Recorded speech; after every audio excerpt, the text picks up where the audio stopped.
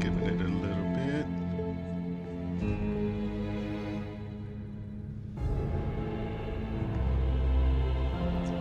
Okay, looks like we're up and running. Hello everybody, welcome back to some more H-Town D-Man games. We are continuing our Pathfinder Wrath of the Righteous. Just look complete. Why does that look like? Did we go every place in here?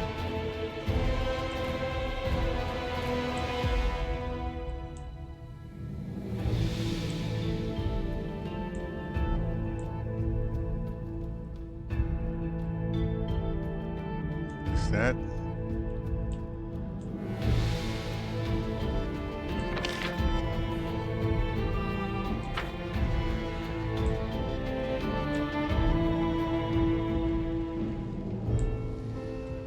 This was a secret passage to come in, right? So they should be.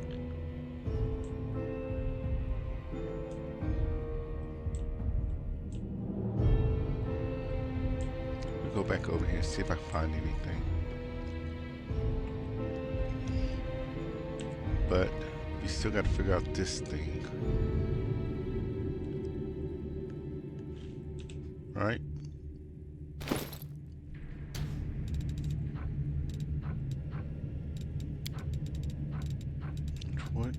What was that key?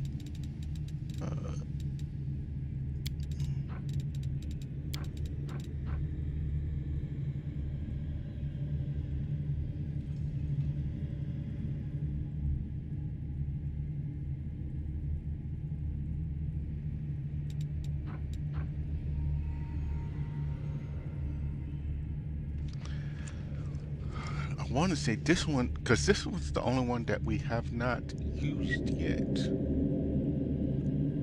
There are 4 symbols, but only the first 2 can still be seen. 6-pointed star and a triangle. There's 4 symbols, but it's been taking 5, all 5 of them. Unless we just keep getting it wrong, and that's why it makes you go through all of them.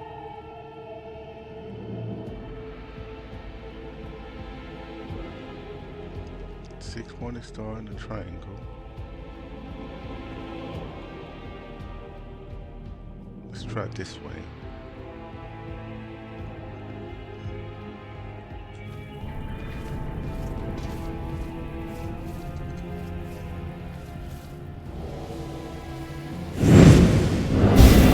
Oh.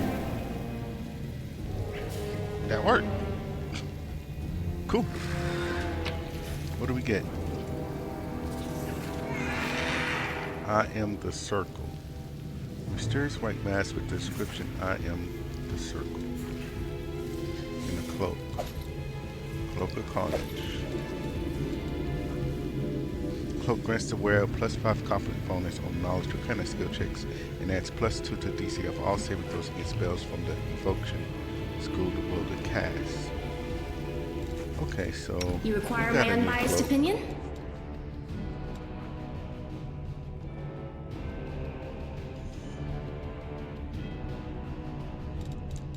Get a new cloak.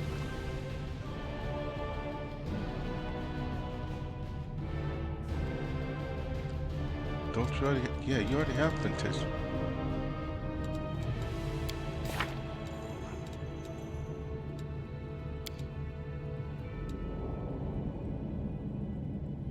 No, you got Fantasma Purification. But you don't have Fantasmal Web.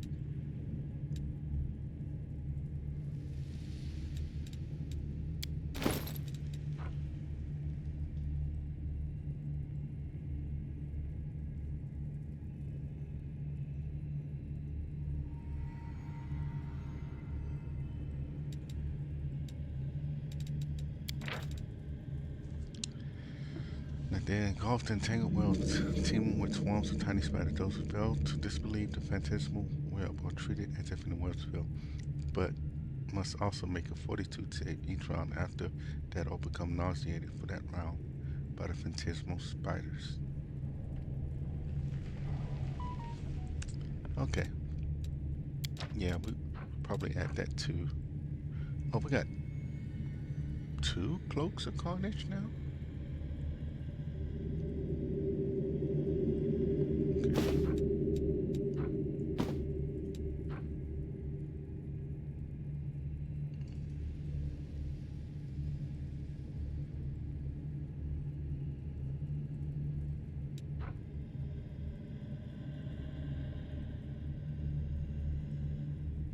So that already gives you.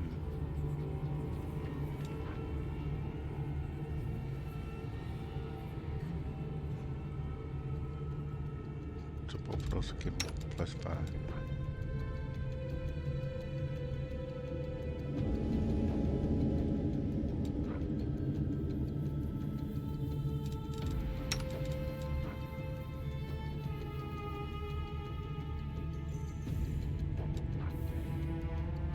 Hmm.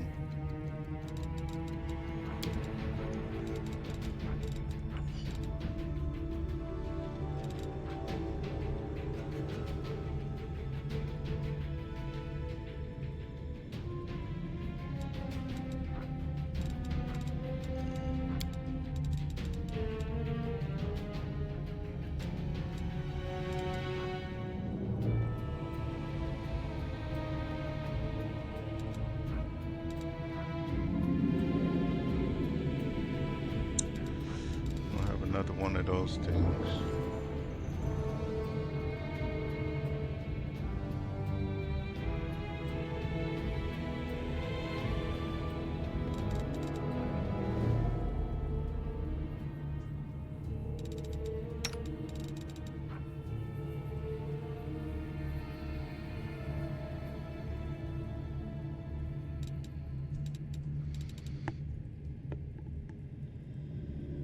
Yeah. You can't get any of that. Alright, I'm not about to just. I'm just gonna sit up there and waste time if I keep looking for all that. That was a form of bug. I've read that before, haven't I? Okay, so we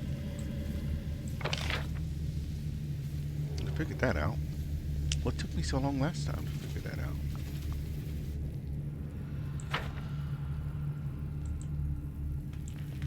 Okay. This is the door that we're in. So we come back up here.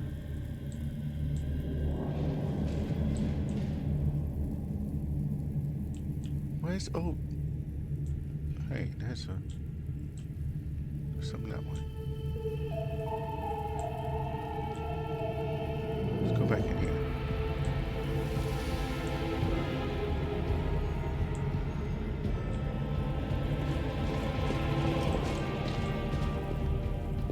What's this one? Outside again. Man. Oh. I want to go this way.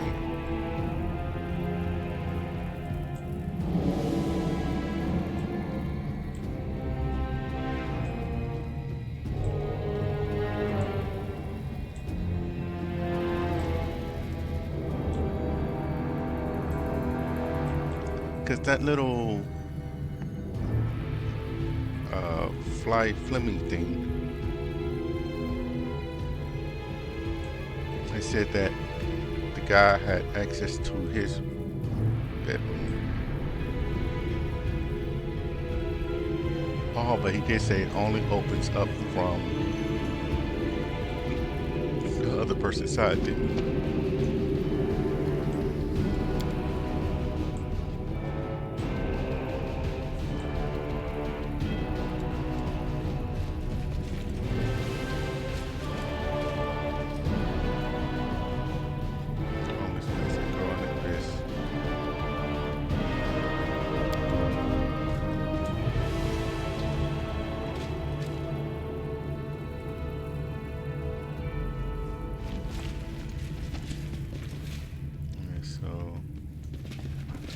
Don't hold back!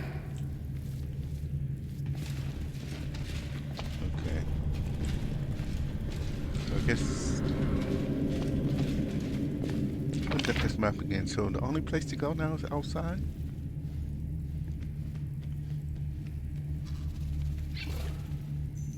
Okay.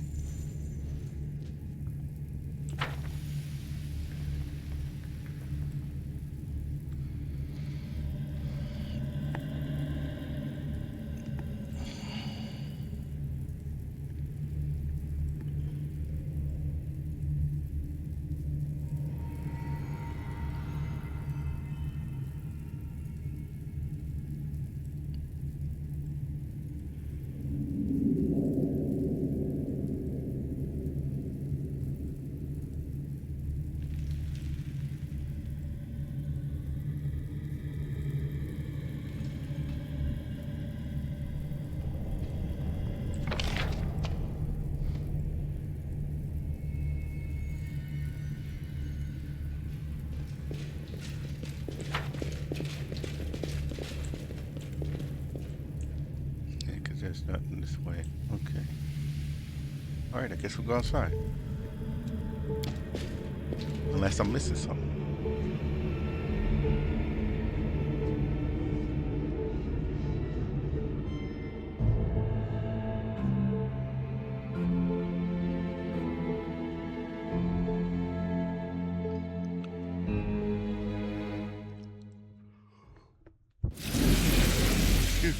Oh, great. We open up to these, which makes sense if this is a I'm all ears. underground haven for them. You've crossed the wrong mongrel. This will be quick. I hate.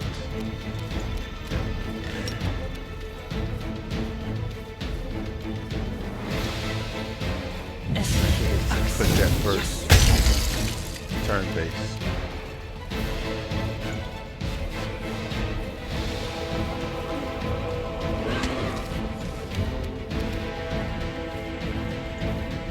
Cover me, all right?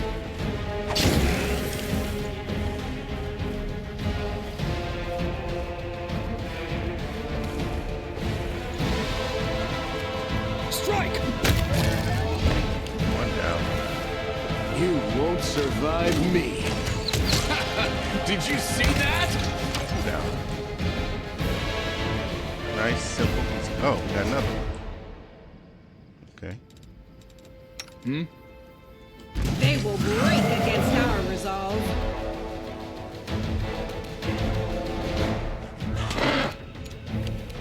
You should have run! Stab you or zap you? Why not both? Enjoy this! Same one. Cross the Fisher. Okay, what are we doing that for just yet? Let's see what's over here first. Can we retreat already? Okay.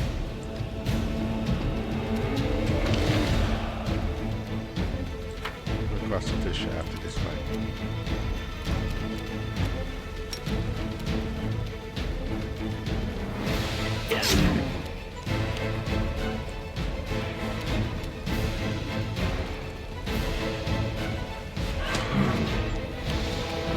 The light take you!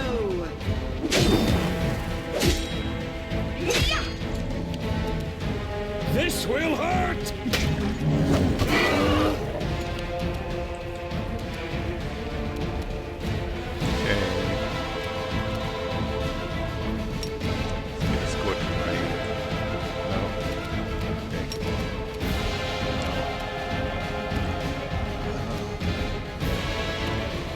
Gotta really work on your distance.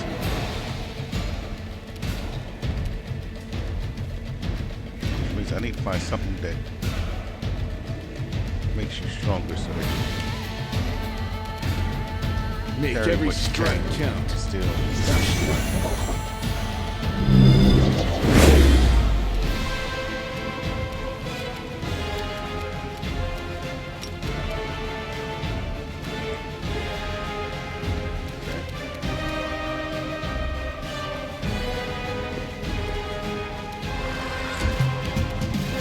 Distract them from me.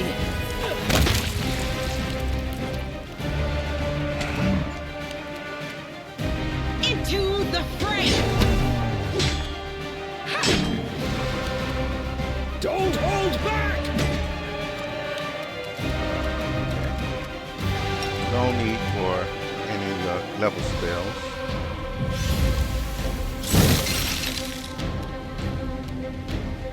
You've crossed the wrong mongrel. Okay.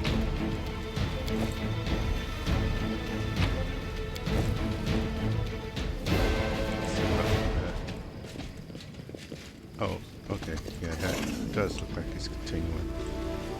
So before we get way too far from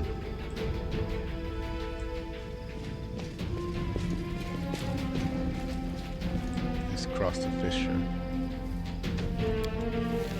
You asked me. Who's this? Oh, you failed to check. Dang it.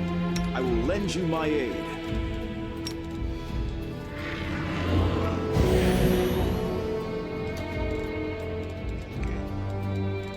Another one, please. Okay. Let's talk to this guy.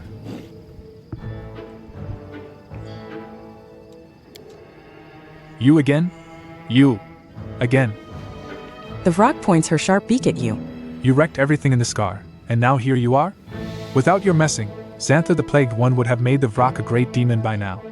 But all is lost, lost. Now that cursed creepy crawly Jerabeth is laughing at the Vrock again. The demon caws plaintively. How does Xantar make demons great? He has a special ritual for that. And crystals are the crux of it. Nakner, Nadri, the name is hard, the Vrock does not remember. But when you put the crystals in a demon, it makes them great right away. Walking around, laughing, spitting at the Vrock even when it is no mighty demon, just a mangy abracandaloo. But when the Vrock becomes great, oh, how they will all pay. Yeah, we're just intimidating. I'd wring your little chicken neck if I wasn't in the herd. I'm going to kill Xanathar Fang himself. Get out of my way or die. Exe Xanther? Kill? In sheer terror, the demon defecates straight onto the floor, filling the surrounding air with an unbearable stench. Flapping her wings awkwardly, she flies away as quickly as she can. Oh my goodness. Okay.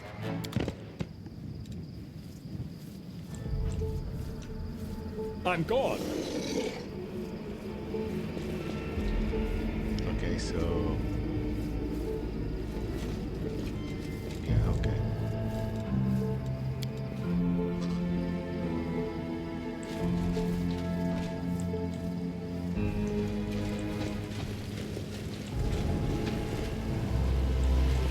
Moving up this way now.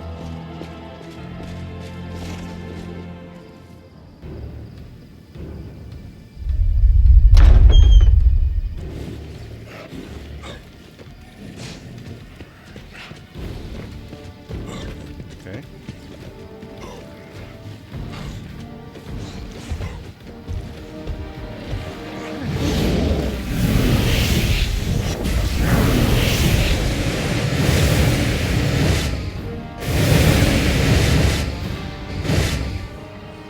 Great.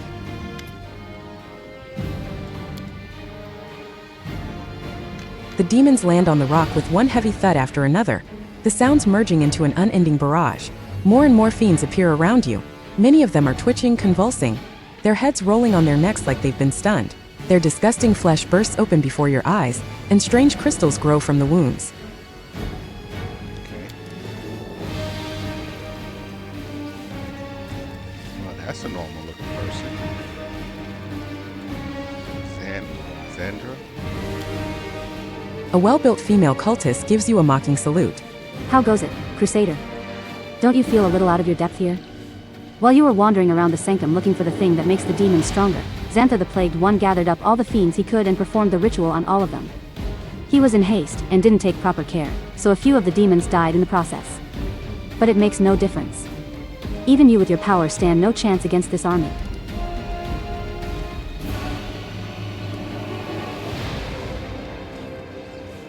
Yeah, I like this one. Don't start celebrating before the fight's even won. You wouldn't want to embarrass yourself. I chose my moment well. It's a foregone conclusion. Oh no, Yunlord, it looks like we're done for. This fearsome horde's going to overwhelm us at any moment. I'm so afraid, I can barely stand or hold my sword. Sela barks a laugh, piercing the cultist with a glare.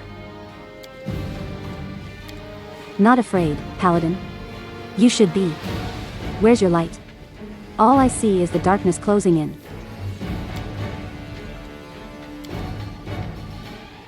The cultist's words are drowned out by the resounding call of a war horn. Dismay ripples through the demon host, and a moment later everything around you is filled with blinding light.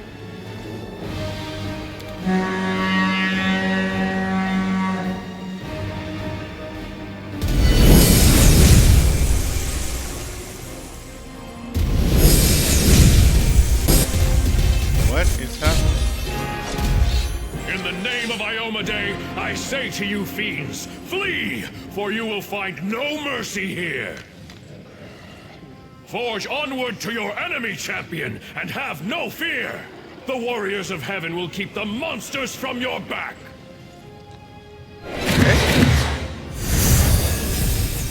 Okay.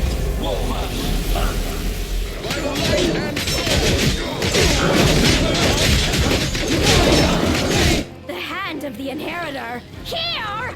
Damn it all! You'll answer for this some other time. Thought it was a foregone conclusion.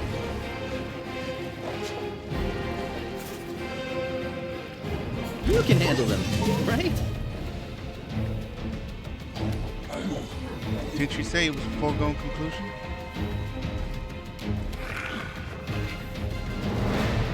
That's on display.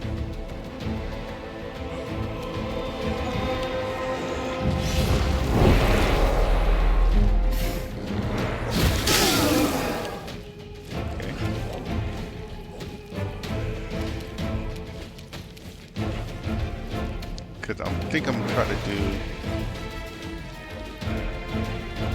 She don't come up till late.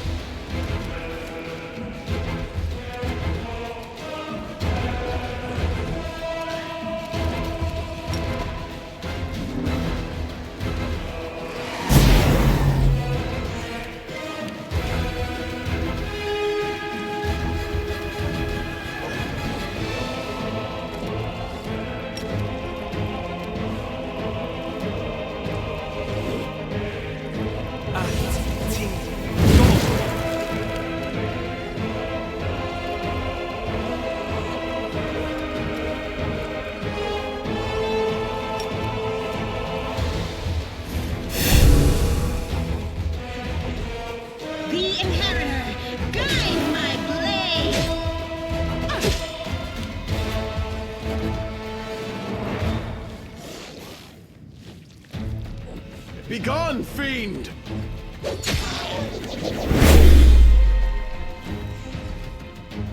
Okay.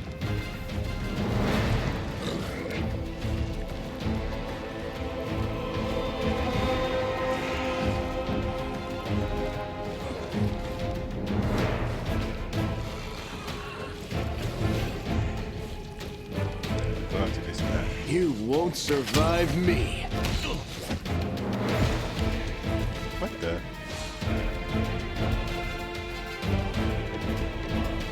Oh, you made him fall. Tripped him.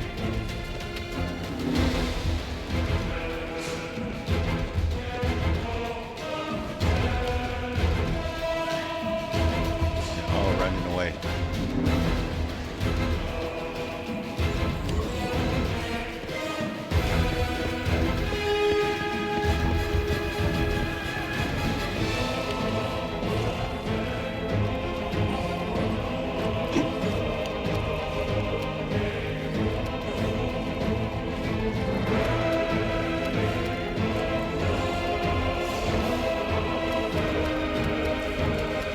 Where's your code stuff?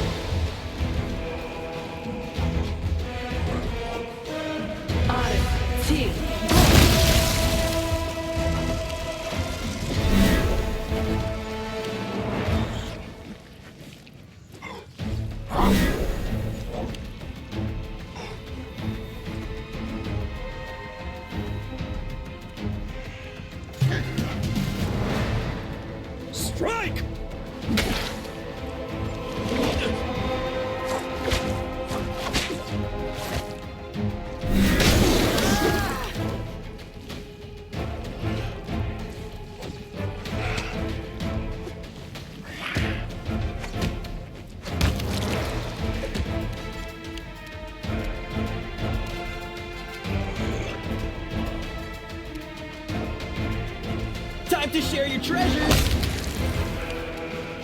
The light. Take you. Okay, I need you to heal up our dude.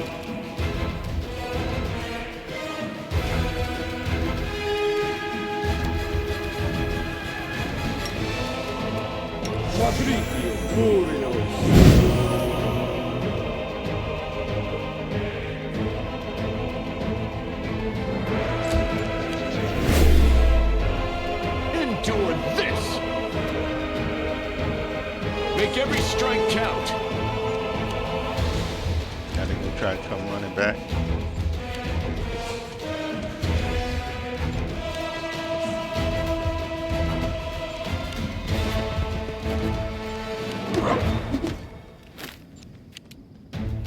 Okay. Great. Got another one of these for you guys.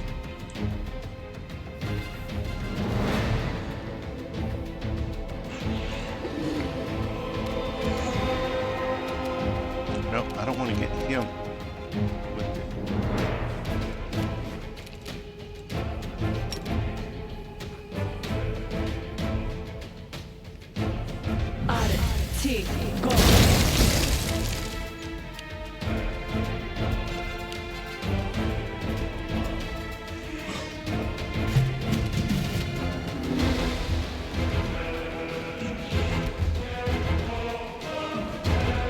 You should have run!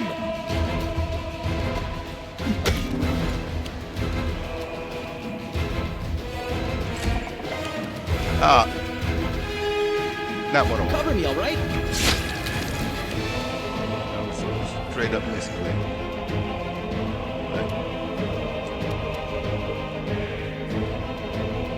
No glory without risk.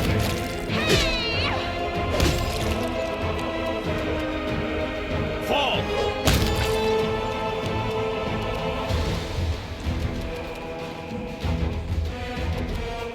You've crossed the wrong mongrel!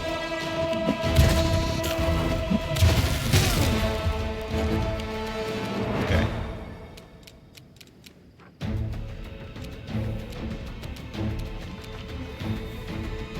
No, we just snowball.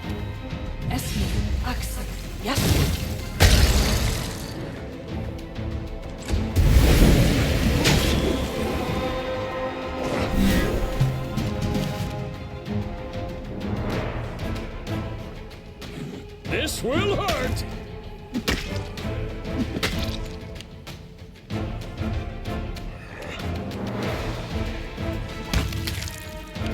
Okay, he's done. Stab you or zap you? Why not both? The inheritor. Guide my blade. Heal everybody some more.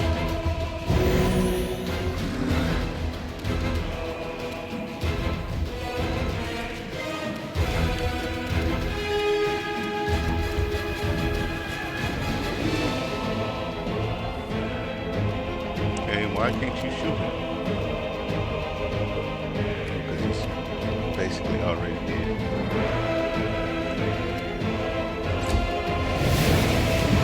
Except he's not.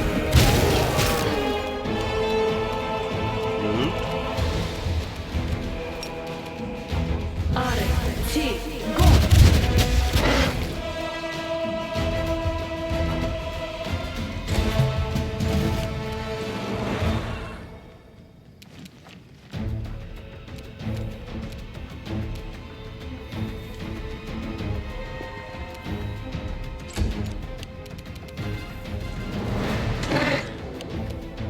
Distract them from me. The light. Take you. The game of hide and seek is old as time itself. Oh, okay.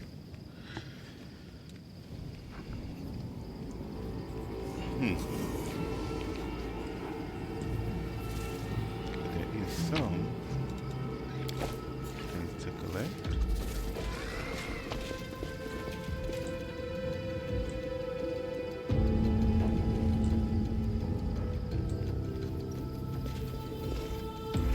Can we go up here? No.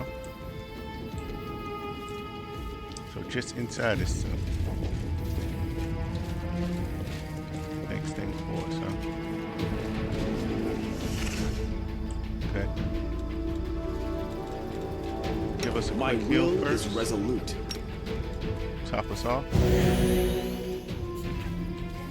Then back inside we go. Or inside we go. Are we going back in the same place?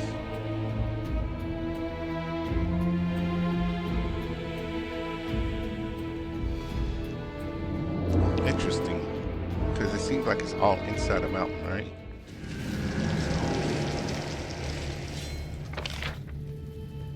Oh, we are going back inside too. Oh, there's a friendly. Okay.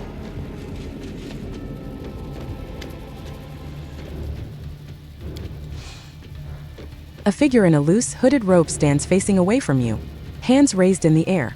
I have given you the gift of strength. Arise and fight in the name of Deskari of Baphomet, of whomever you please. I command you, defend my laboratory. Fools! Feckless, useless morons. I'm surrounded by idiots. What have I done to deserve this? What crime have I committed that the universe would punish me so?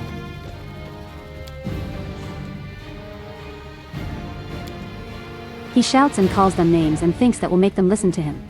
I know, right? Woljif's whisper is tinged with admiration. He's got a sharp tongue on him. He'd give my old gran a run for her money. Mr. Swarm that walks, may I ask you a question in the interests of science? Aren't locusts generally afraid of sparrows? In your position, would have thought it more sensible to turn into a flock of sparrows. But then you'd have to worry about cats. Don't care to comment? Nino sighs.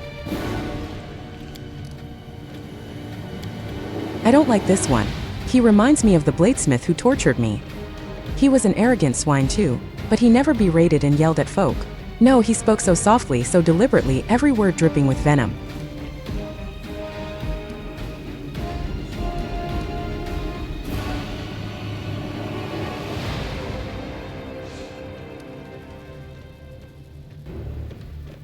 We do chaotic.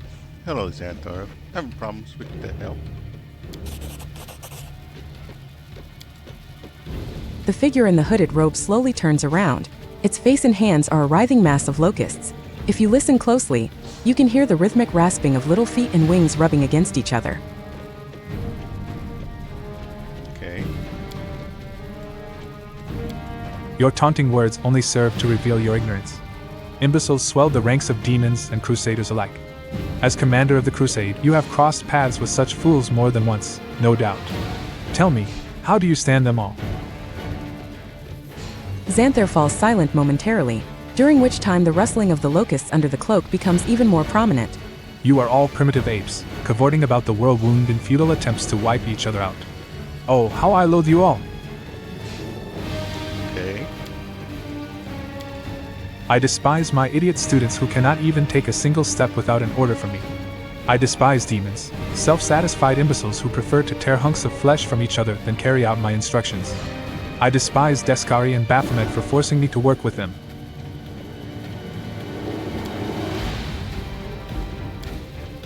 The chittering of the locusts grows louder, sounding threatening. I despise you, Vandal. You came into my laboratory, smashing up my specimens and interfering with my work. Away with you. Get out now. No. We are the light. They are the darkness.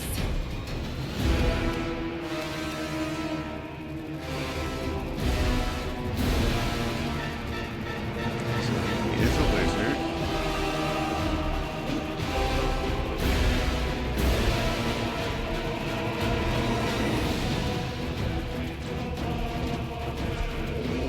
And he's the only one that we really like.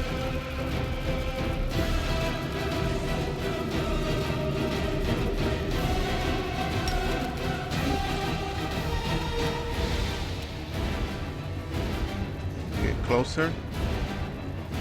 Then we'll do that so that we still get attacked.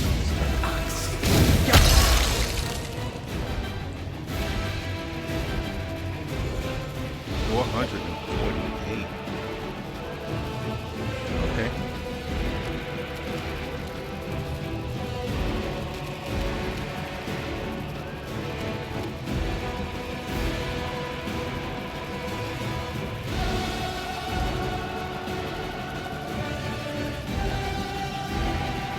Go ahead and do this.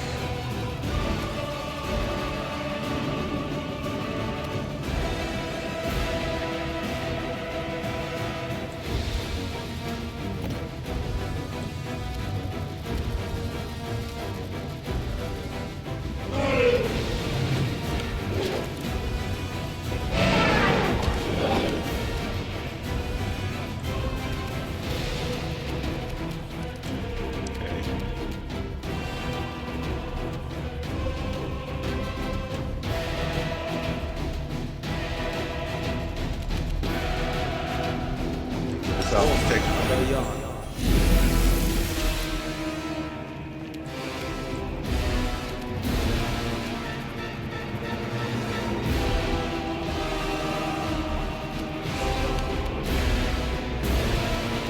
okay. Wait, is he immune to it? You're irrelevant.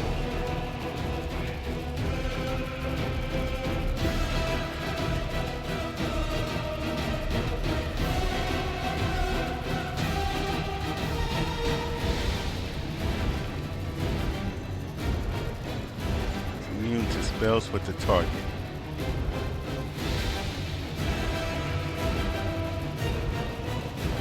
Okay.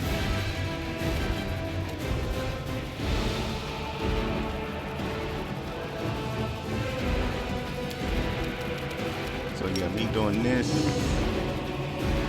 You're being immune to because it's a target. So let's haste everybody.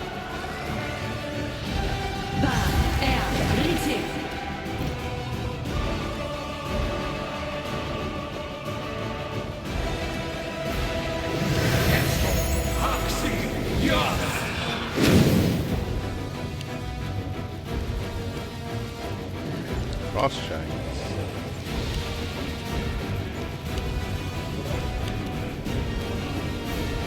No glory without risk!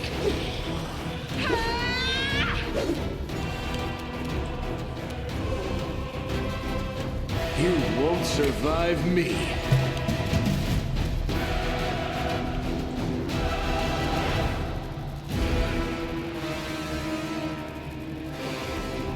Okay.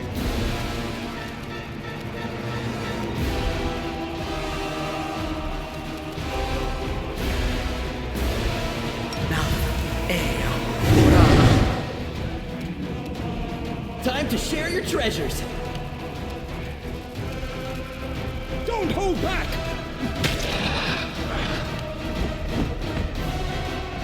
Oh, you got scared? There you go, baby.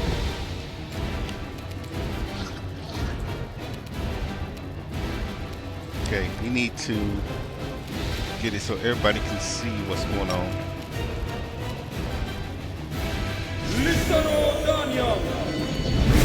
Get rid of some of that concealment we got.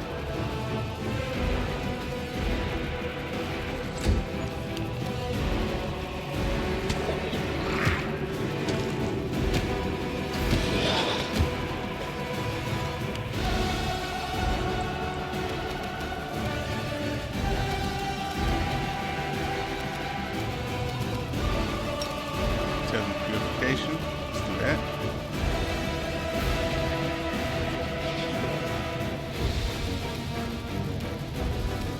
Okay. Okay, why is it not? We summoned them in, so.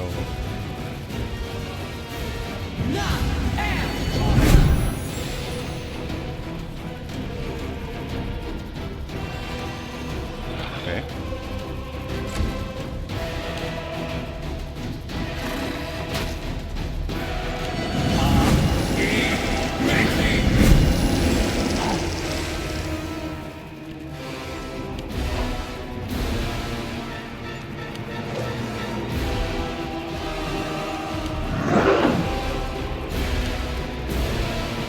summon a frost dragon.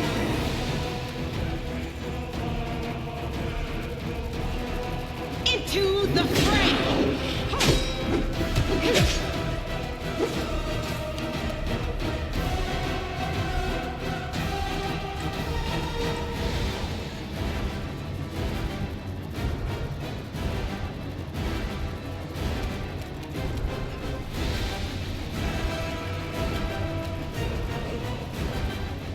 What's going on with him?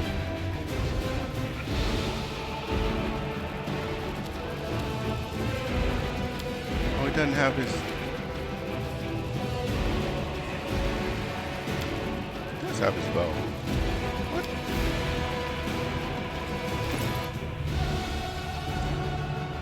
Oh.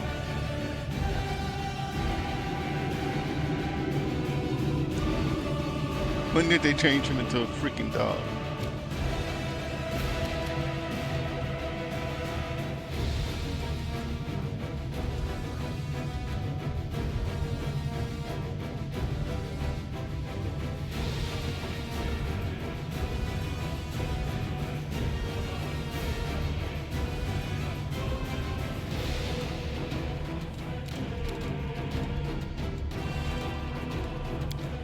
I remove curse spell.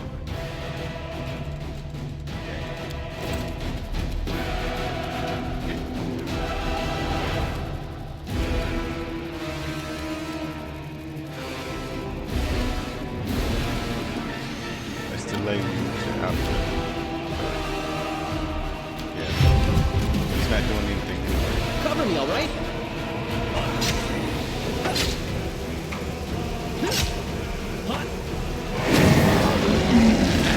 I'll cheer you on from over there.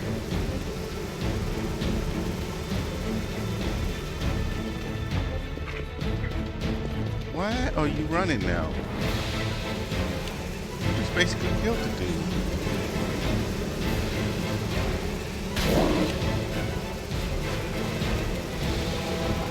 Strike!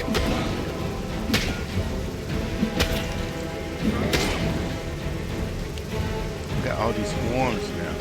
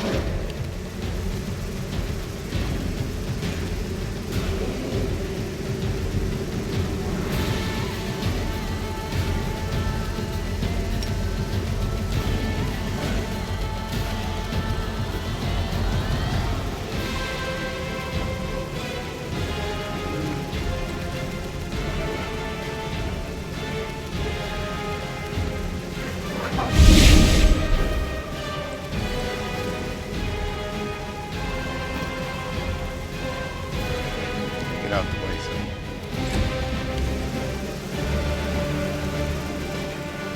What?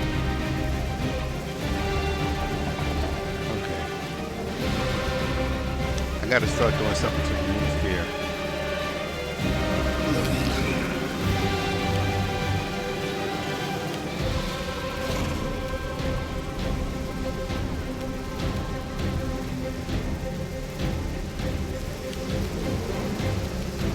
Okay.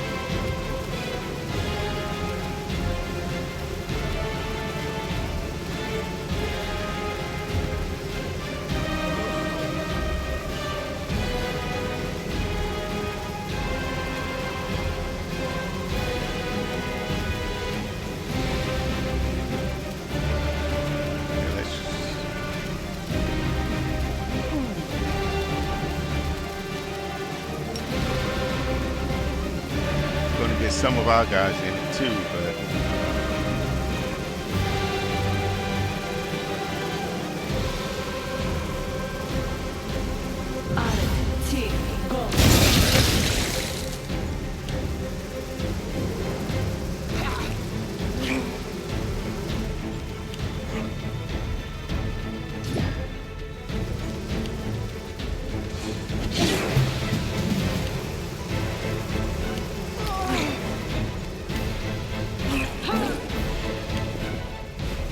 Mojo.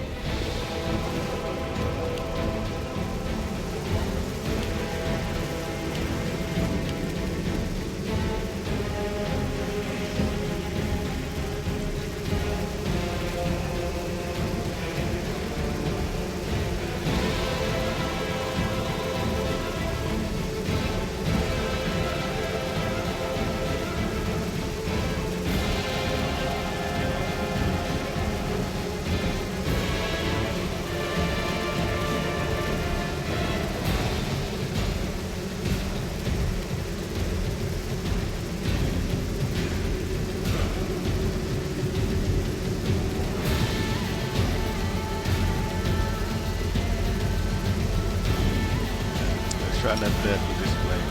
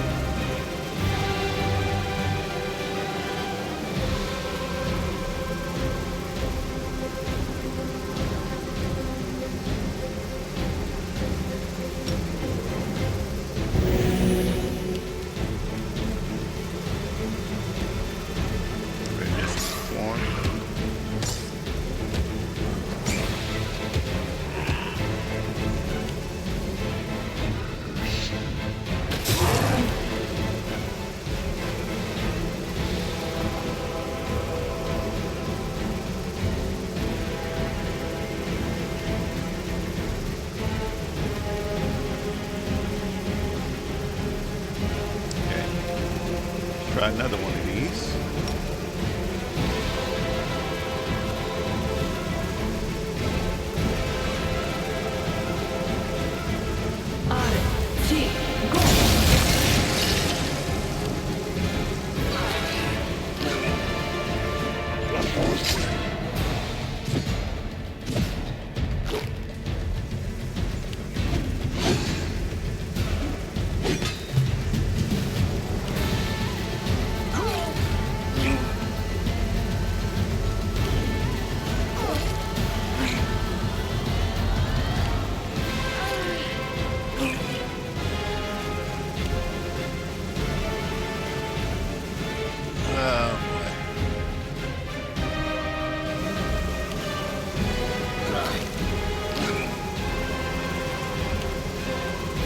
I can still fight.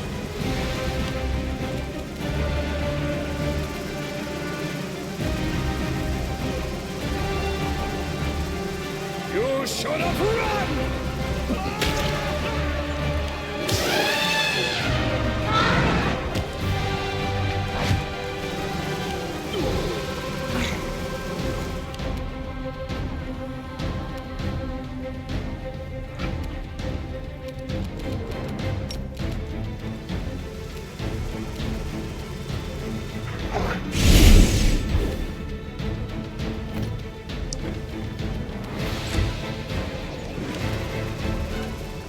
The light take you. Kill everybody up.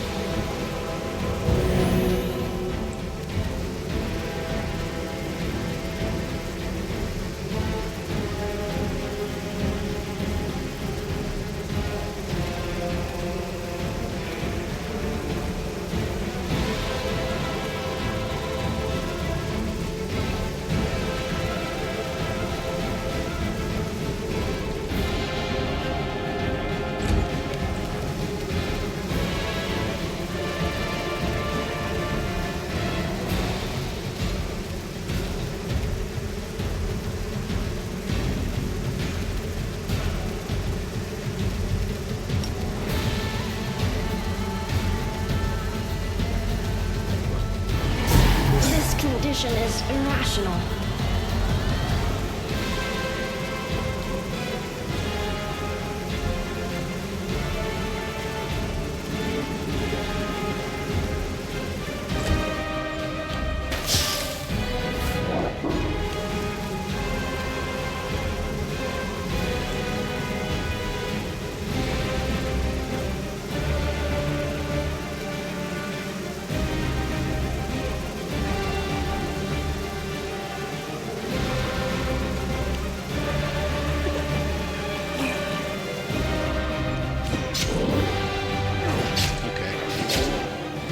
Targeting Yunlin, then that's a lot better. Woldrip is back. Stab you or zap you? Line up.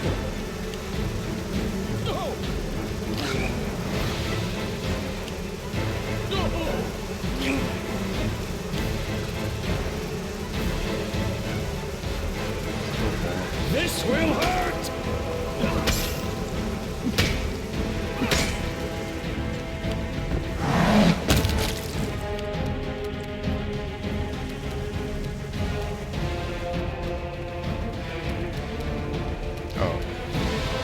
Stay up there. That's a good place for you right now. No glory without risk.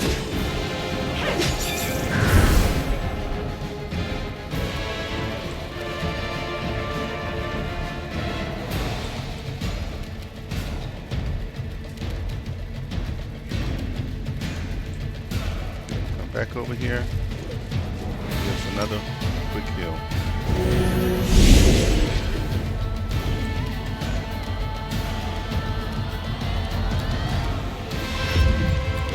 Up. Same thing with you. This thing is back? He just does not want to die, does he?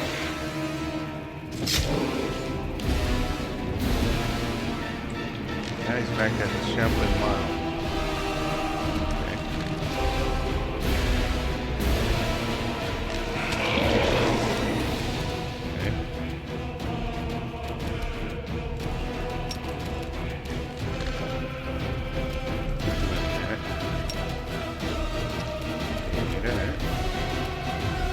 No.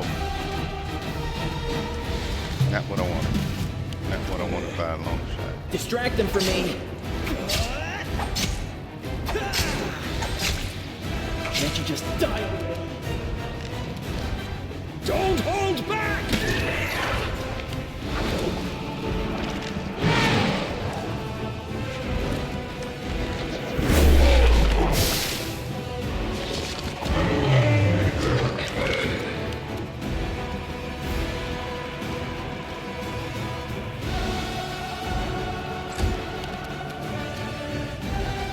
Into the fray!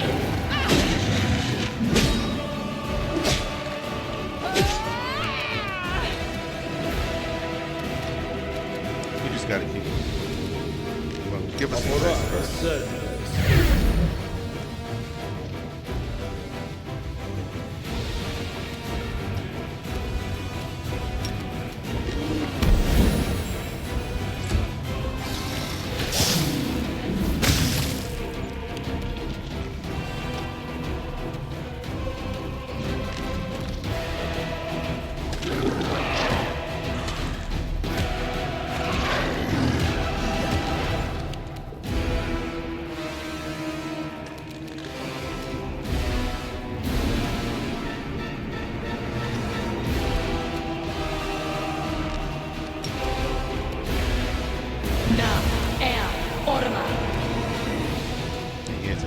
Dang it.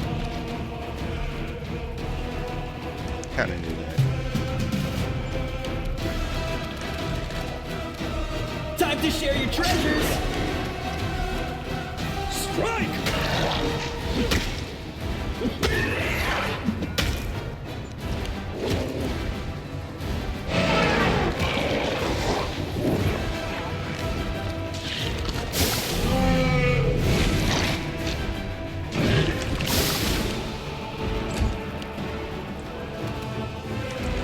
feel sorry for you, Lance. Guide my blade! I don't even think, does he have to remove her?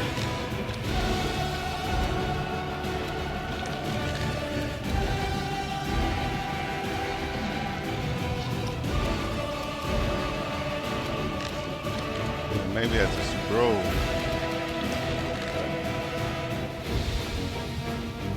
I will bring down the divine wrath!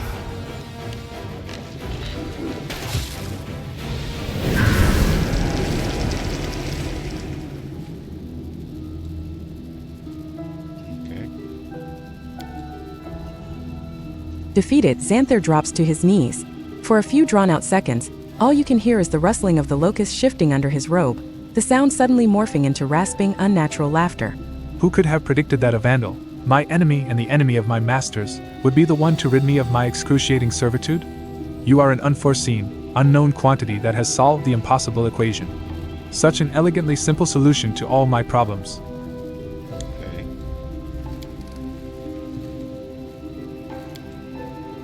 The eerie laughter dies away as quickly as it came. Xanther lifts his head and looks out at you from his locust swarm face. You have earned a reward. I know why you are here and what you seek.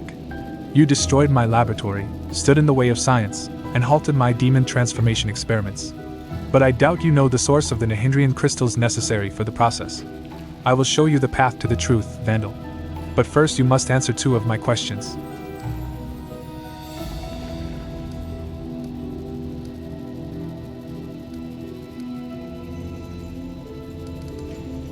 Why are you so sure that I don't have that information already? Doubting my intellect is a foolish move. If you already knew the truth, you would have directed your efforts to destroying my supply routes, not breaking into my laboratory. Why do you think I'll believe you? Because it's the logical thing to do. What motive do I have for concealing information that you will inevitably learn from the notes scattered around my laboratory? Xanther falls silent for a moment. Furthermore, I would very much like to see your face as enlightenment dawns. Okay, ask your questions. Name the location of my laboratory before I was forced to relocate to the inhospitable Ivory Sanctum. Trezor.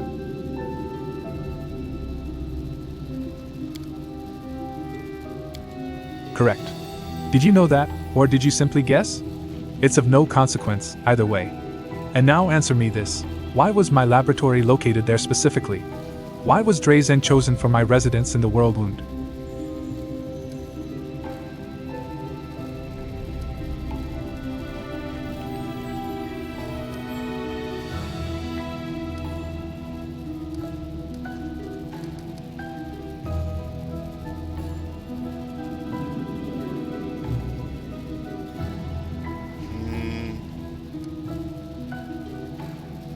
That's where the army of demons gathered for the attack on cadavers.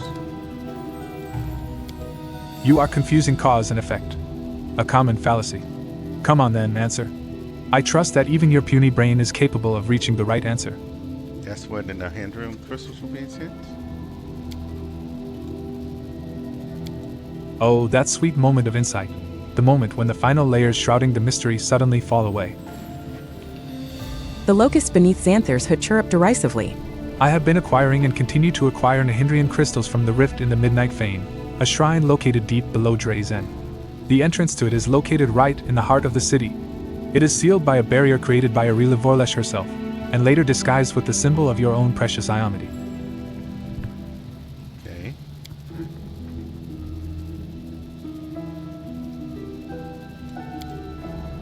Xanther steels himself and slowly stands. What is it like to realize that the enemy has all this time been concealed in the bowels of your very own fortress? Don't bother answering. It was a rhetorical question.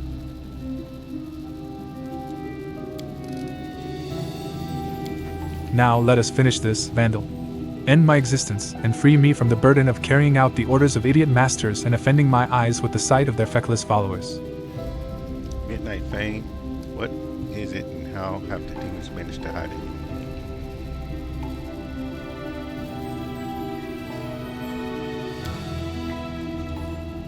Your naivety is worth lingering in this world. A surprising, incomprehensible phenomenon. I regret that I will not be able to study it under laboratory conditions. Chittering laughter emerges from beneath Xanther's hood. Deep below Drazen, where the power of the Sword of Valor cannot reach, there is a place where the abyss and the material plane meet. It is where Lady Aurelia opened one of her rifts, creating a direct route to the abyss. That is where the Nahindrian crystals are coming from. Okay. The rift leads to, I suppose I don't want to spoil the surprise, Vandal. You do so love surprises, after all. And why didn't the demons attack Dresden from the inside, given that they had access? Such an attack will reveal the secret of the Midnight Fane to the Crusaders. It has no right to fail. Unfortunately, you impressed Darazan so much during the battle for Drazen that he lost all courage. I am sure you will meet him in the Fane, aggrandizing himself at the expense of whoever happens to be around. What a laughing stock. Okay. However, sooner or later he will certainly try to attack Drazen from the inside. He is more afraid of Deskari than you. What are Nahindrian crystals?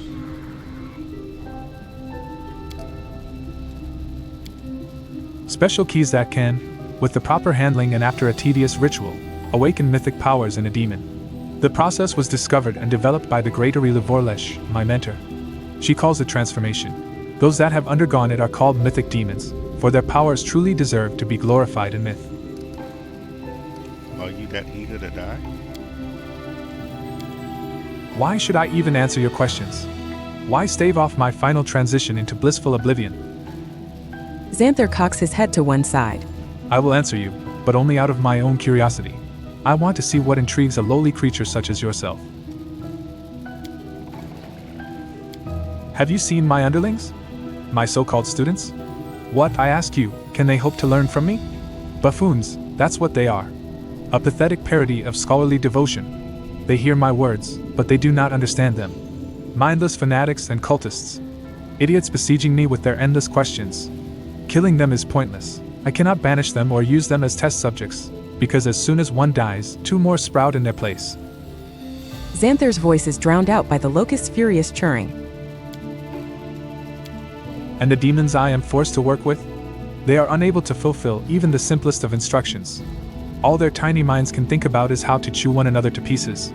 Darazan, Menego, Jerebeth, they all started plotting against me as soon as I took up my post. How am I to work under these conditions? I am surrounded by utter morons. My only ambition has been to study the sciences, to discover secret truths, but instead I have been obliged to manage a herd of brainless animals. I have found myself at a dead end. I cannot abandon everything and leave. I will only be exchanging life in this unbearable place for life among nameless ruins, constantly aware that my former masters could find me and exact retribution. I could hardly continue my work without my laboratory. Xanther grows quiet for a moment. You have given me a way out, Vandal. A place where only peace awaits me. Where I will have no students or masters. Death. I am tired. So an actual punishment to not death. You rail against your allies and stupid students, but you're the one who chose to work with them, aren't you? Why? Are there really so few forces in the world you could have aligned yourself with? Balderdash, although there is a modicum of logic in your analysis. A narcissistic mania for self-aggrandizement achieved by placing myself in a milieu doomed to failure. Perhaps there is even a subconscious desire to be in constant tension. If I were planning to continue my existence, I would add this idea to the list of interesting topics for rumination.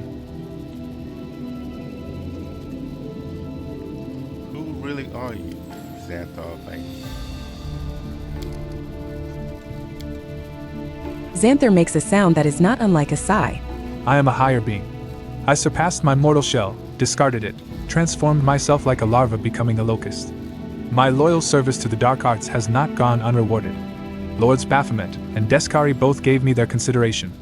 I earned respect on this side of the world wound, and the only person whose respect I have not won is my mentor, Aurelia Vorlesh. That is all that is permissible for you to know. I want to know more. How did you achieve this state? There's something here. I won't be telling you anything. I did not spend years conducting research, carrying out experiments, and studying forbidden texts just to give it all away to some vandal. The sacrifices I've made. The impossible truths my mind has had to encompass. Descari's philosophy, Baphomet's sophistry, Ereshkigal's riddles, the nebulous ravings of lesser-known demons such as Iziagna. You have probably never even heard these names before. It's enough that you have managed to get your hands on my notes. They say there is no king's road to knowledge, but for vandals there isn't so much as a dirt track. If you want to achieve what I have, then follow the path I had to take, every single step. Zila frowns. What's with all the questions? We already know enough about this freak to destroy him once and for all. The best thing for everyone is if the knowledge of how he came to be like that dies with him. I'm just trying to understand the dude. What drove him? What's it like being a swarm?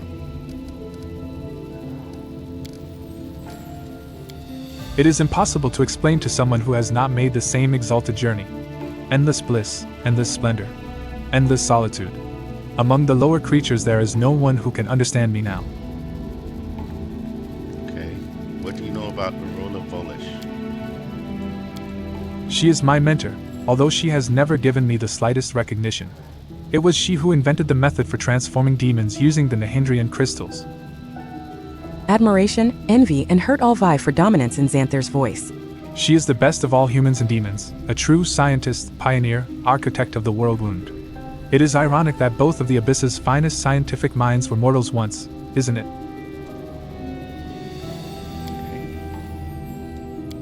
She's a true scientist. I wholeheartedly agree with every word the swarm says.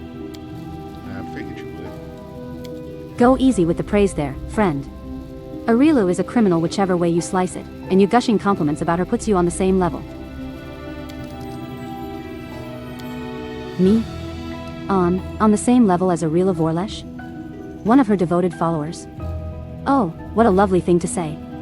Thank you. What can you tell me about Jerabeth? A troublesome gnat who thinks herself the queen of this dung heap. She hates me for usurping her in the Sanctum, but she doesn't dare go against the orders of Baphomet and his daughter Hepzimira. Jerabeth is a known quantity, and a negligible one at that. Okay, well, kill Xanthar. I'll put an end to your existence. Farewell, Vandal. I would thank you if I hated you any less than my master. May Baphomet and Descari burn, and may you burn with them.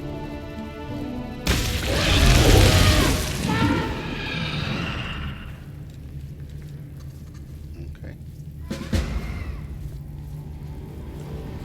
That's all of that. Eternal Rose, I call upon you! Old Grimoire. This Old Grimoire grants its owner 3 slots for 1 level spells, 2 slots for 2 level spells, and 2 slots for 3 level spells. Whereas spellcaster's class with the highest caster level. Okay. Okay, that makes sense. I had to think about what I was reading there for a second. Vast intelligence plus 6. Nice.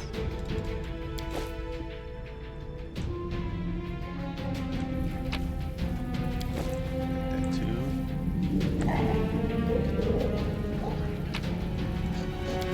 That.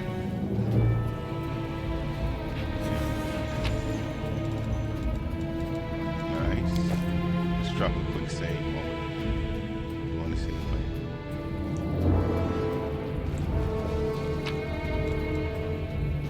Diary of student of Great Xanthar the Plague.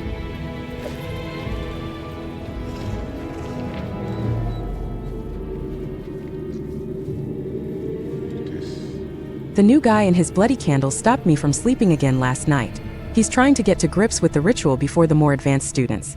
We'll see how well he studies after I've chucked all his candles in the latrine. Yesterday we were loading crystals into the machine. Our teacher watched our every movement, and no wonder. None of us have successfully performed the transformation ritual without his oversight. The new boy opened his gob to say something, but the plagued one shut him up quick. I think by sending one of his locusts under the new boy's skin. There's no time for chit-chat when you're working with Nahindrian crystals. They're worth as much as diamonds, and they're delivered here straight from the abyss. Everything was going fine, except the person in charge of the ritual supplies turned out to be an idiot, like all the ones before him. He forgot to do a quality check on our prime ingredient. Crystals can vary in quality, and transformation requires flawless specimens. One time some lumpen, dull-looking crystal found its way into the machine. The machine broke down and the subject was blown to pieces. The plagued one was raging. Once he'd calmed down and kicked the surviving students out of the lab, we were down by 4. Pity we didn't lose more. I really should smother an extra few of them some night when I get the chance, but I'll get to that later. Sometimes I think that what we're trying to do here is pointless. You'd have to actually be Xanther the Plagued One to remember all the details and nuances of the transformation ritual. It's bad enough having to check the crystals, never mind having to hold in your mind all the correct proportions and the minute calibrations of the machines. So far, not one of even the advanced students has completed the transformation process successfully. The demons come out broken, mad, or lame. Maybe I should sneak into the Plagued One's study again and read through his papers. Maybe I'll find something I can use as crib notes. The entries end here.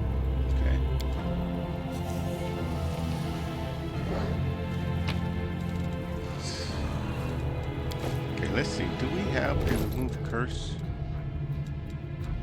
Scroll.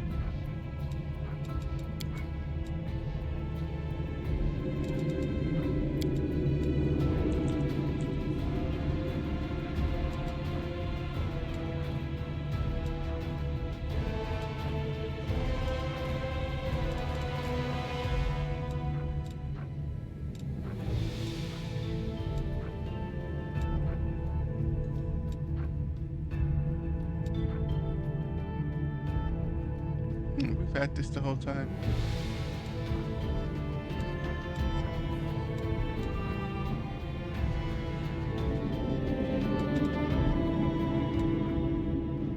Got a potion remove curse.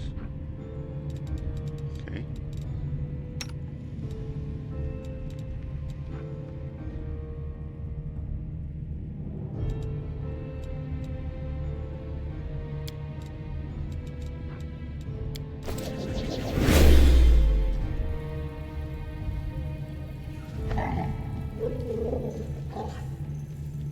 Failed to do. Oh man. That sucks.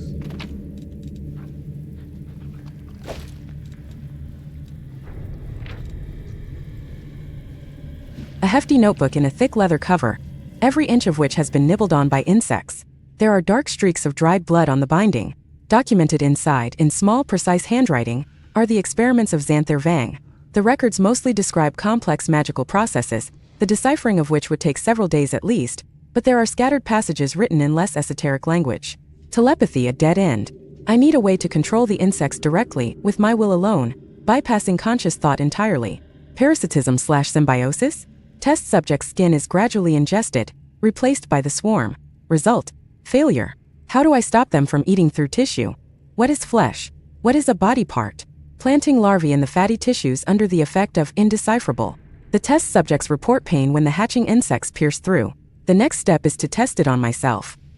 Gradual amputation of the left hand, phalanx by phalanx. Focus on phantom pains. Success. The locusts take the form of fingers, only half of the fourth and all of the fifth finger for now. The locusts are still not completely responsive to my will, but enough to be able to write this with my new hands. The next problem, the brain. Dispersed cognition? Removing consciousness to the astral plane. The test subject retains awareness when locusts replace up to 2/3 of the brain. Trepanation. Success. Vision, unusual effect. Extremely itchy scalp. Oh my goodness. Okay, that's his notes on how he became what he became.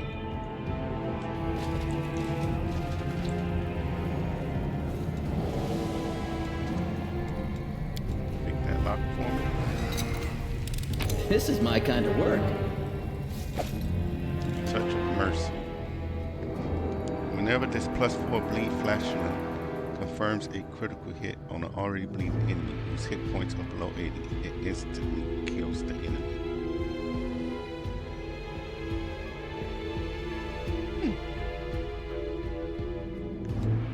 Interesting.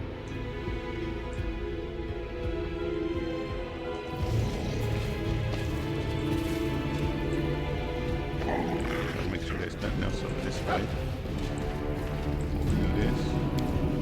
This experiment has gone awry. Oh, how did you?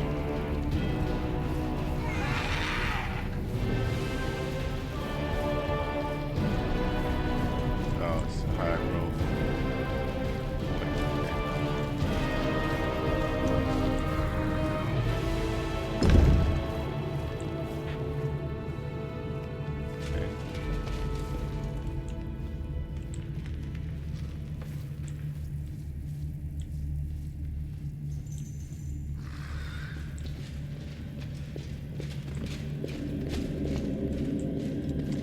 Okay, so that's how we. I thought there was. It looked like that was had an entrance, but like I said, he did say that you can only access it from the other side. Oh, there's more loot back over there.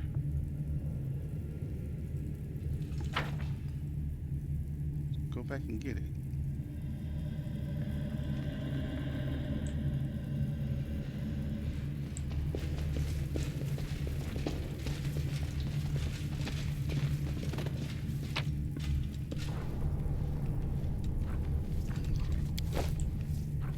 We'll have to get one of our cleric friends to uncurse land. The goddess protects Go ahead us. and give us another heal. That's good enough for everybody. Shellen Nobody's guides in the me. red anymore, so let's go back this way. Find a way out again.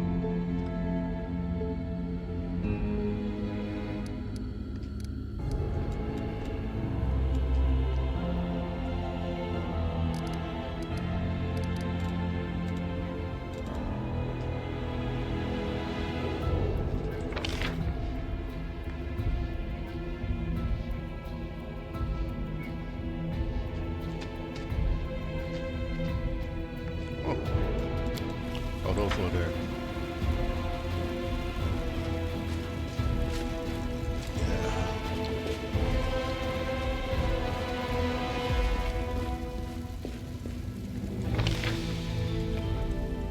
So what are you still doing up there? Get everybody to go up there.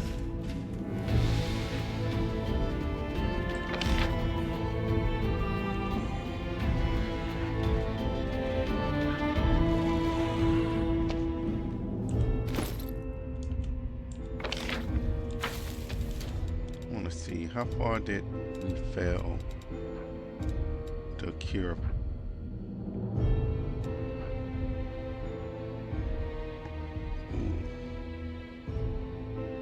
Okay.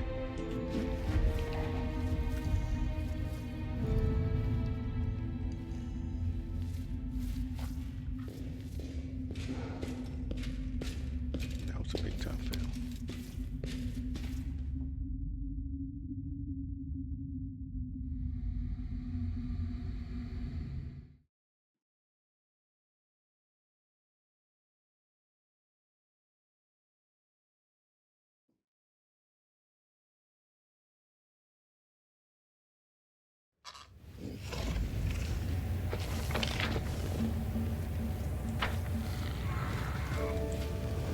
We do it my way. Okay. The only exit is all the way at the top. Okay.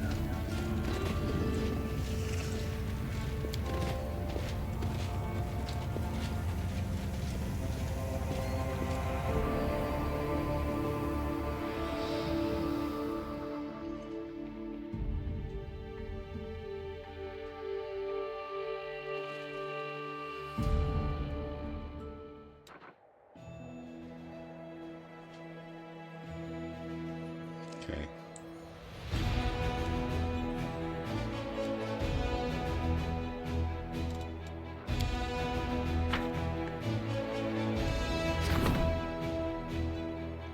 Bird. Okay, we got recruitment throw. Ursula wants to talk.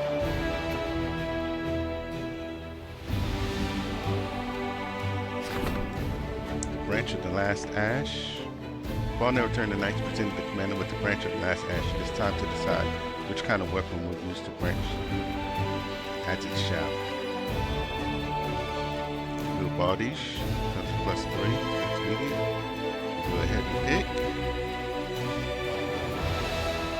+3.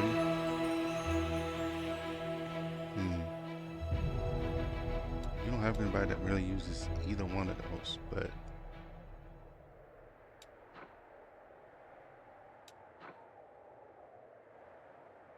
we do the Baldish because it has reach.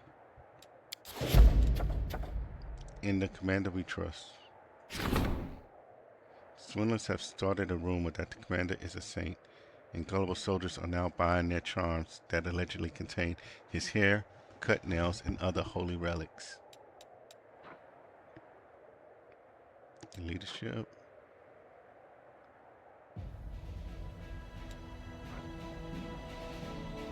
We don't need.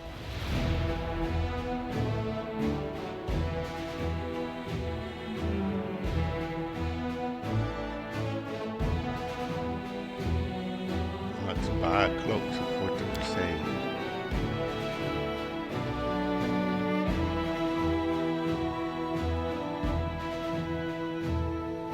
Okay.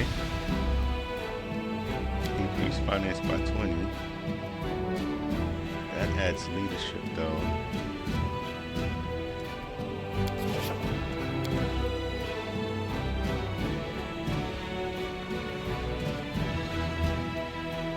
We got a long way though. We at next rank is 1,000,000 for leadership.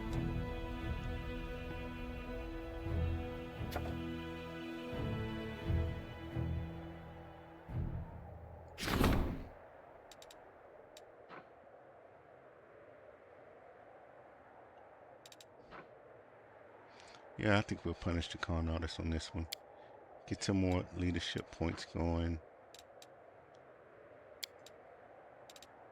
False hope negates only regret. The commander has proved the seller the charms and dispelled the rumors, earning the soldiers' respect. They value their commander for his honesty, not for his divine origins. We gotta get back to do that.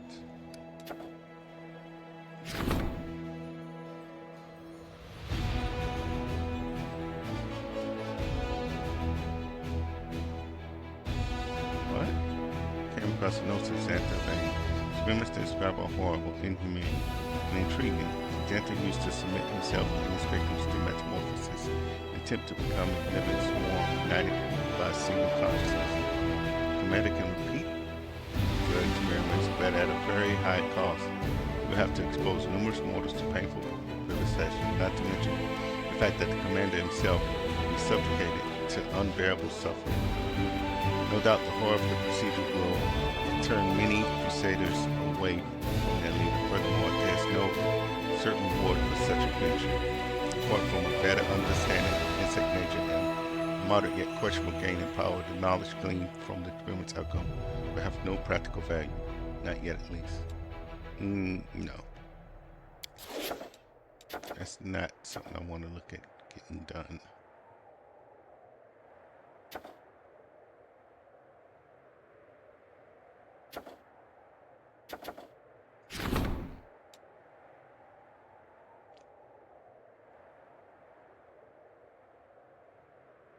Group of crusaders up here. Oh yeah, let's finish that off.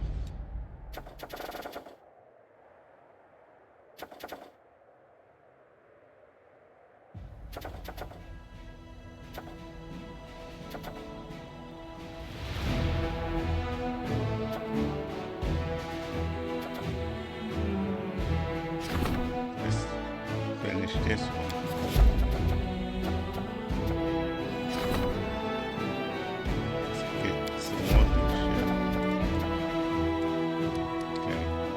Back home for that.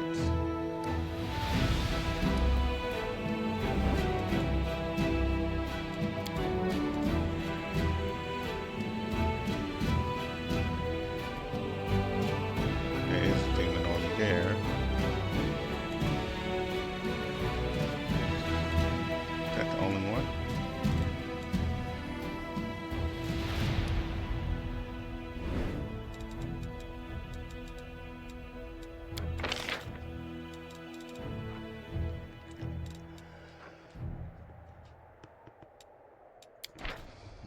Whoa. I don't know who you are.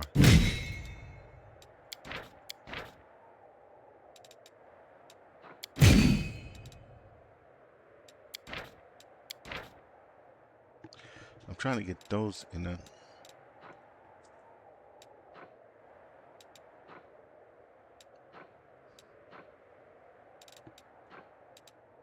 own unit. Okay, let's see.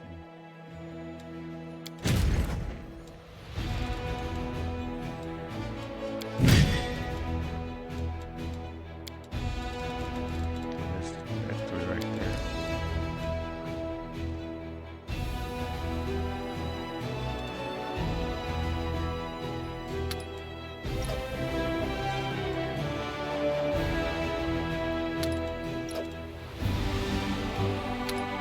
They're all fighters.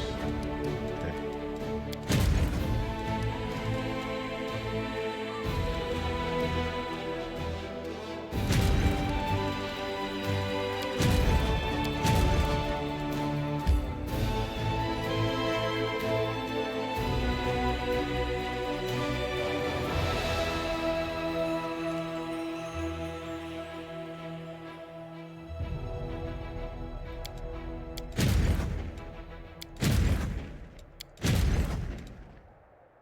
Okay.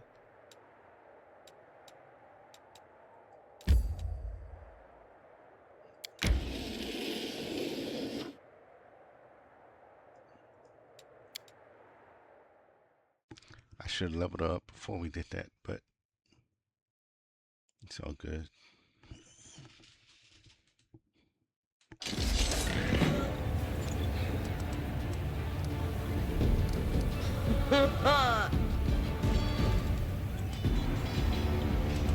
Mages.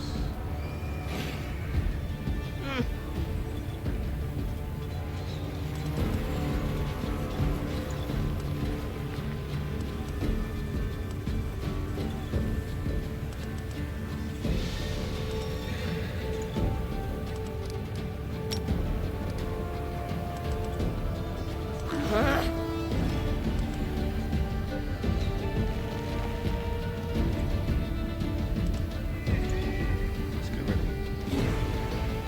As many mages as we can.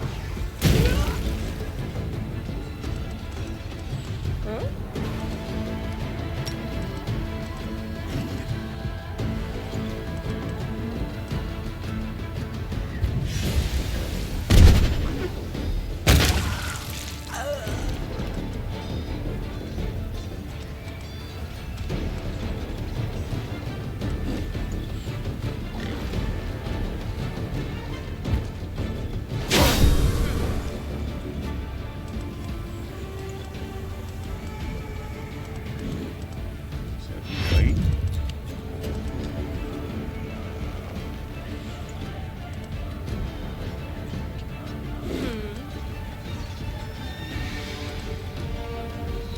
I need to heal him before they just in.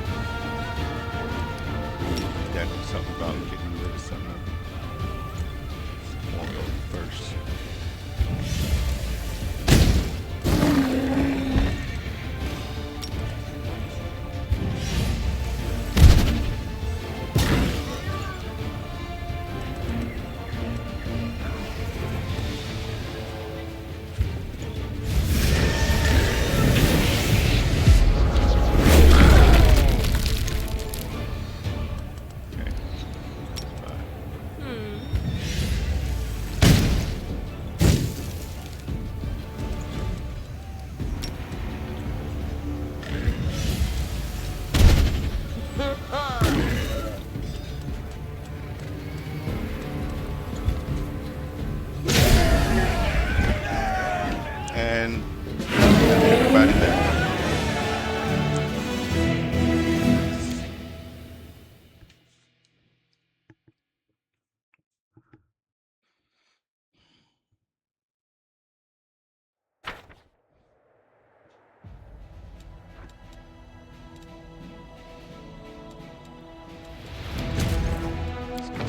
Level up.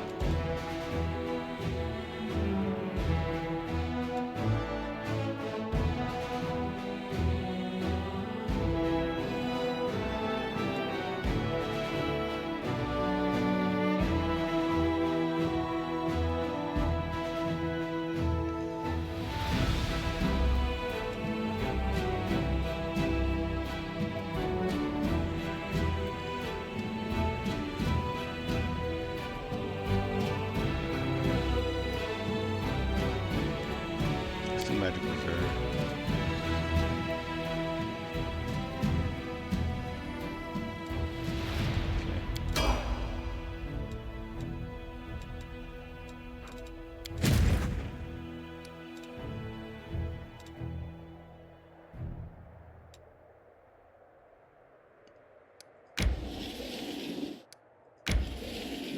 Meet up with these guys. Good to go.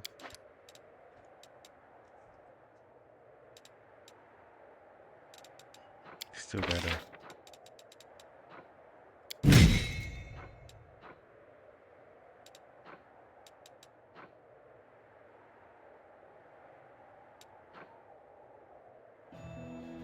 Shield bearers and paladins. I think would be a good mix.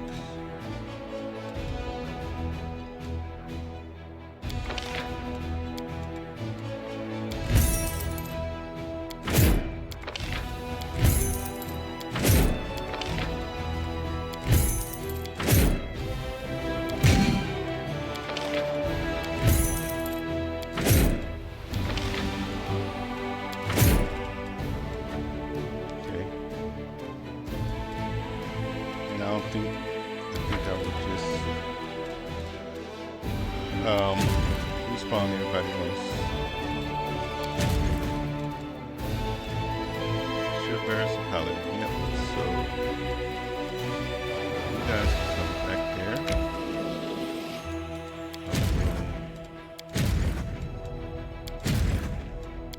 Have these guys come down to you.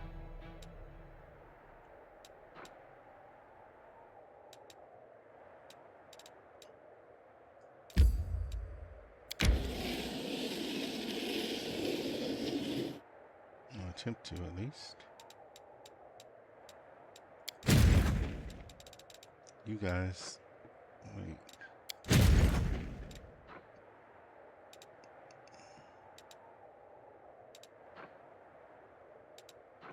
Okay. Yeah.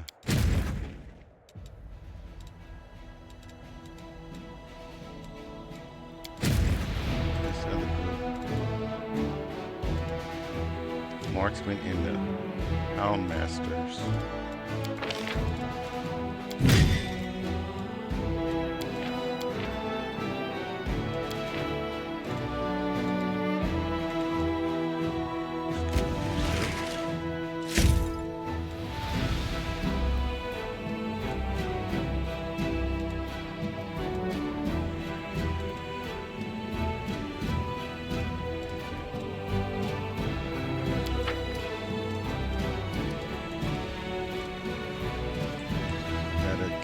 Guys separated.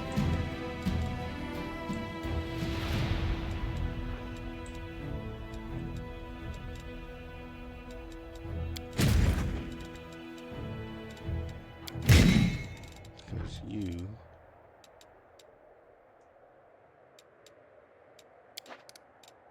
no.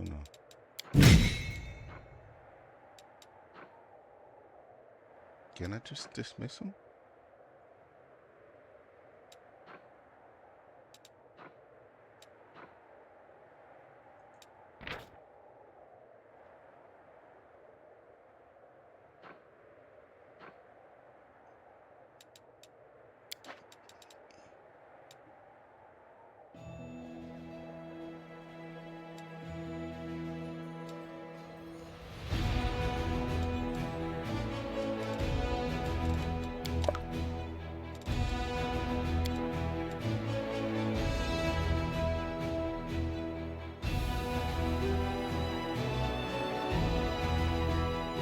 sure, because I'm not using it.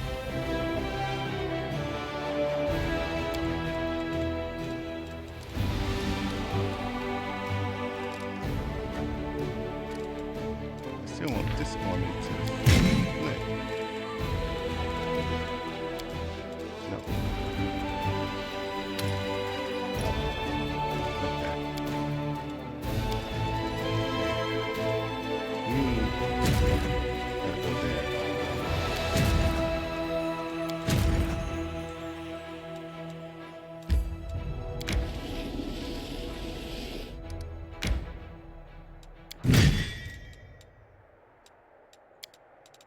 Alright. You should get on over here.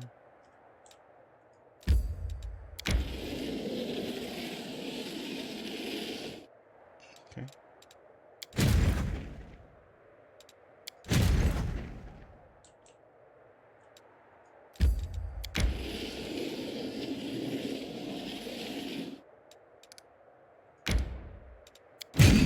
Get all of those guys.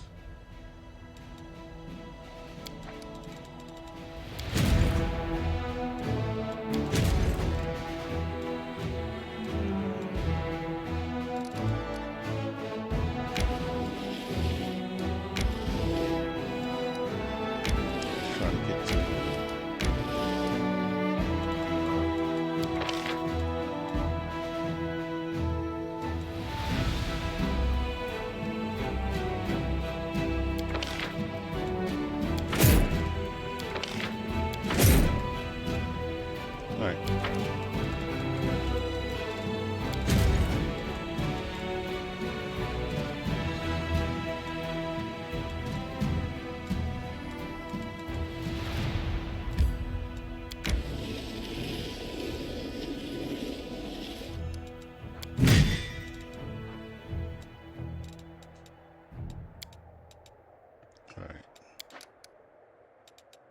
That's better.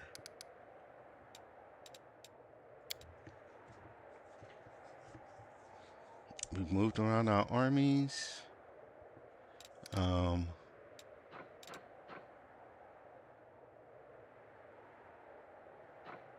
think we just teleport back.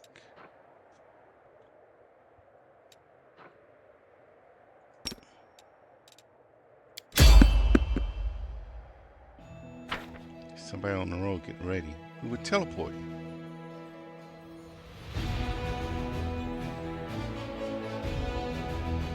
They yanked us out of mid-teleport?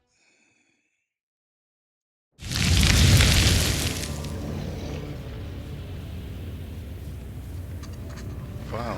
Oh, this dude. Okay. Before you, exhausted and seated on the ground, is none other than Forn. He looks up at you in surprise. Commander? I wasn't expecting to see you here. It appears my luck hasn't run out just yet. May I ask for your help? Okay. You notice a sizable amount of blood pooled by his legs. A belt is tied around one leg below the knee, but that doesn't appear to have stopped the bleeding.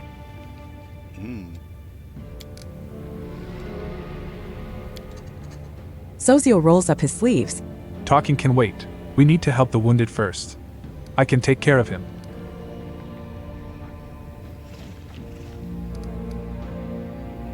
Yeah, let's survey the area first.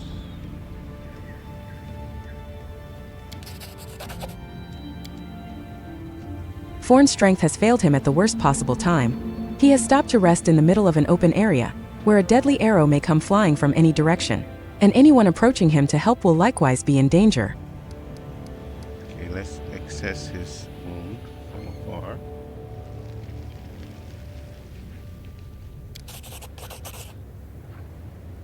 Succeeded. Nice. Forn has lost a lot of blood. Judging by the pool around his boot, he should have collapsed into unconsciousness long ago. He must be a truly resilient fighter. What are you doing here? I was tracking Kalesa and found her lair not far from here. Again we fought, and again she was able to wound me. She is following my trail here as we speak. Okay, and I find is all very suspicious. He can't be trusted. An elf seems to have appeared out of thin air. She shoots Forn a hateful glare. This is a trap. Forn is an assassin of the Winter Council, and he's come here to kill you. To kill me? Grabbing his weapon, Forn shouts out forcefully. Watch out. She's stronger and deadlier than she looks. Slay her before she kills us both. Yeah, I'm gonna talk to her because she's, even though she's reluctant to talk, she's actually talking to us. And he keeps just saying just to kill her, to kill her, to kill her. A trap? What are you talking about? His wound is just for show. He's unharmed and full of strength. His goal is to lure you in so his cronies can attack you. I bet they're hiding nearby, waiting for the right moment. Kaelessa surveys the seemingly barren landscape suspiciously.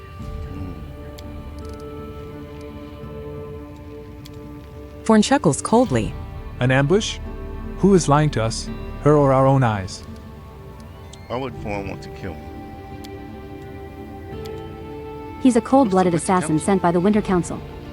That cabal of scumbags dispatches him whenever it needs an inconvenient truth covered up. And as for anyone unlucky enough to learn such truths that might sully our people's good name, well, he washes it all away with their blood. Forn mutters, his face scrunched up in contempt. Another lie. Will you ever tire of your deceit, accursed wretch? Why did you decide to intervene?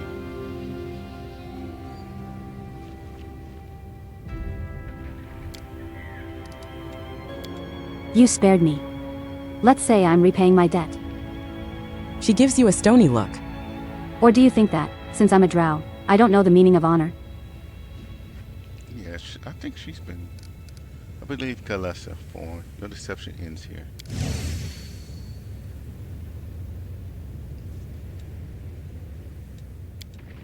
Forn rises to his feet. His movements make it obvious that his injured leg was nothing more than a ruse. That is a shame. If you had just believed me, this would have been over more quickly and less painfully. It's unlikely that my associates will grant you an easy death now. Not hiding his contempt, Forn nods in the direction of the dark elves that have appeared out of the shadows.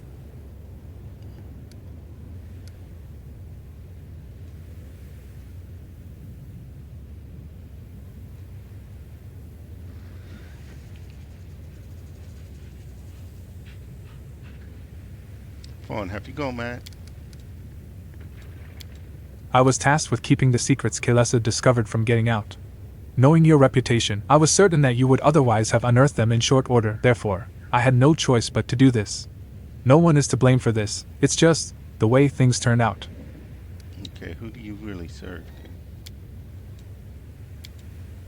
Forn's voice is full of pride. I serve my people and no one else. Being an elf is not just a privilege, it's an obligation that I bear with honor, no matter how heavily it may weigh on me at times. Kaelessa's words are cold and biting. Liar. You serve a pack of unscrupulous scumbags, a clique of self-righteous schemers. In order to protect their lies, you murder the innocent, and then you hide behind words like duty. How could you ally yourself with the drow? Are you a demon worshiper? His voice trembles tragically. I did not seek this perverted alliance, yet it was inevitable. These extreme circumstances forced me to end your life. Anemera also sought your death, so joining forces was mutually beneficial. If things were different, I would be the first to rise up against her. But it just so happens that you have suddenly become a greater threat to my nation than she is. What nation is that? Kaelessa is scowling, her tone acerbic. The Winter Council believes that honor is the perfect shield against any accusations of ignominious acts. Why did you ask for my help in your hunt for Kaelessa? I would have preferred not to have involved you in this matter, and to put her to death myself. Then, I wouldn't have had to kill you as well. Forn sighs quietly. But after my first clash with Kaelessa, I realized I didn't have the strength. Thus, I decided to use you instead. And I provided some motivation. I set up those skirmishes with the drow so that my words would seem more plausible. This. I regret that I had to stoop to such baseness. But even more, I regret that it was unsuccessful. Okay, you're getting on my nerves now. Should we just straight up attack? No, we're doing the Captain Save-A-Hole one, right? So we'll try to talk it out first.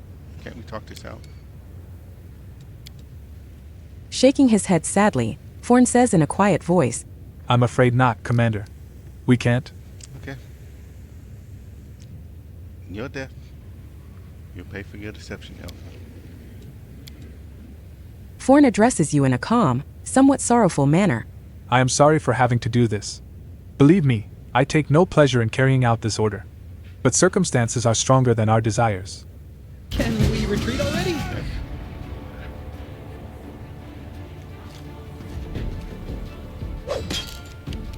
Yeah, figured that was not going to work. Cover me, all right? Okay.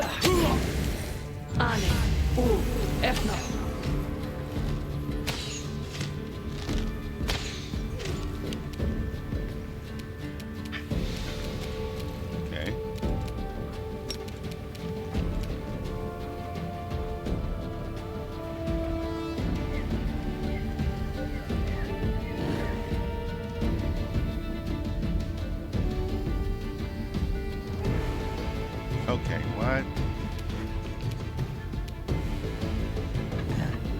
It's doing that stupid thing again.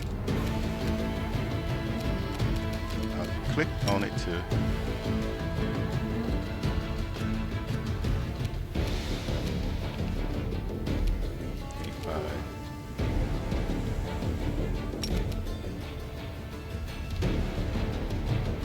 that all.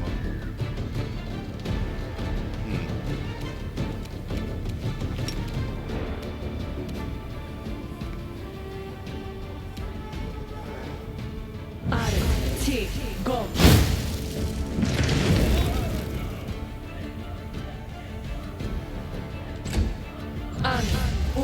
Efna.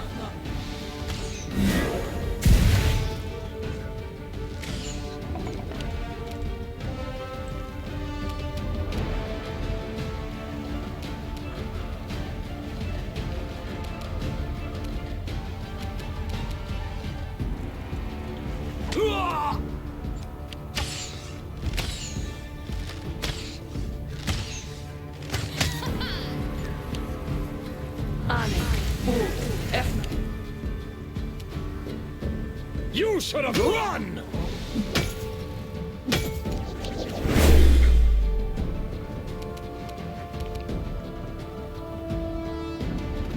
Still, dog can't do anything.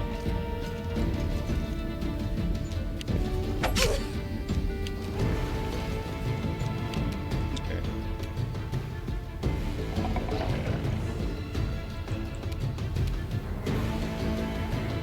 Let's help out with these guys. The light take you!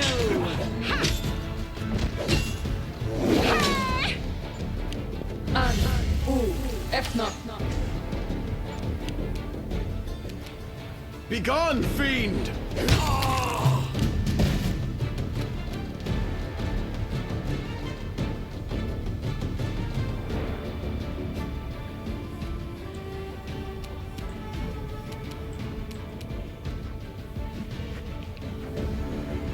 Stab you or zap you? Why not both?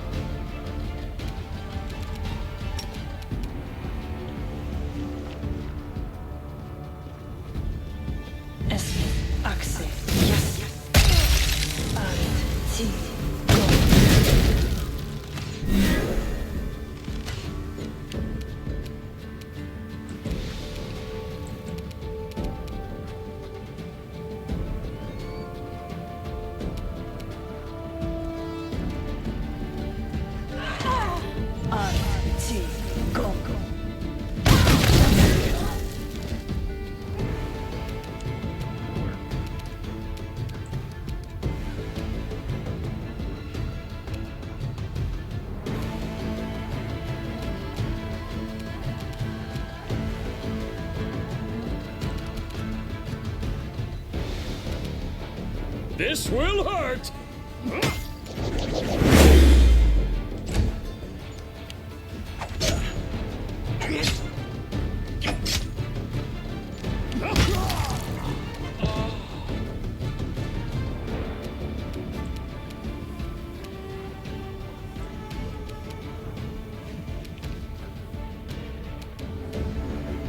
No glory without risk!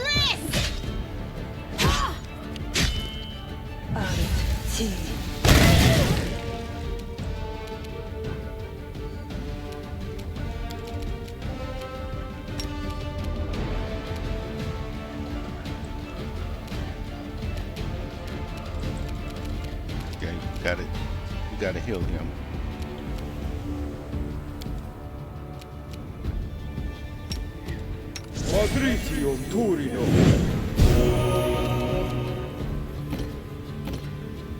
He start coming up.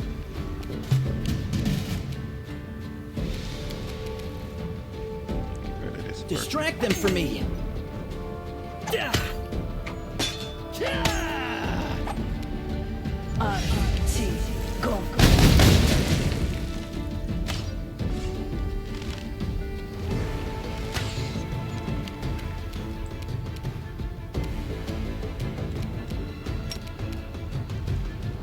her out.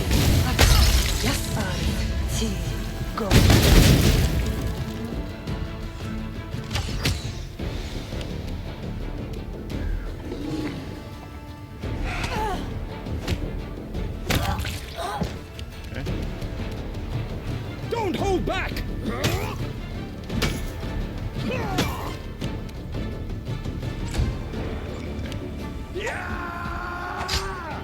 Tactical retreat. No. Into the fray! Fall!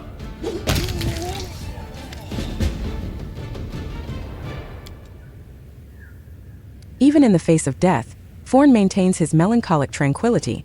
I knew I would die like this. On the edge of the world, defending the threads of nobility that weave my race into a single, glorious nation. Well, at least I do not die in vain. Whose orders are you following? He just smiles sadly. You think that, since I'm at death's door, I will reveal the secrets of my superiors? You're mistaken. I, and others like me, know how to make our hearts stop beating before any treacherous words can spill from our mouths.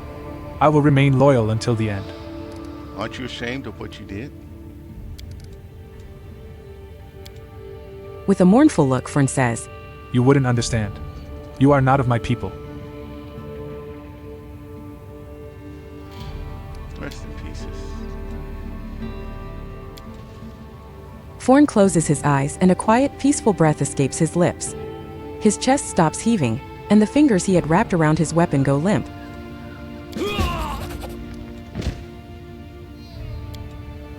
There's a deep bitterness in Keles's voice. He even managed to die gracefully, despite being a complete scoundrel.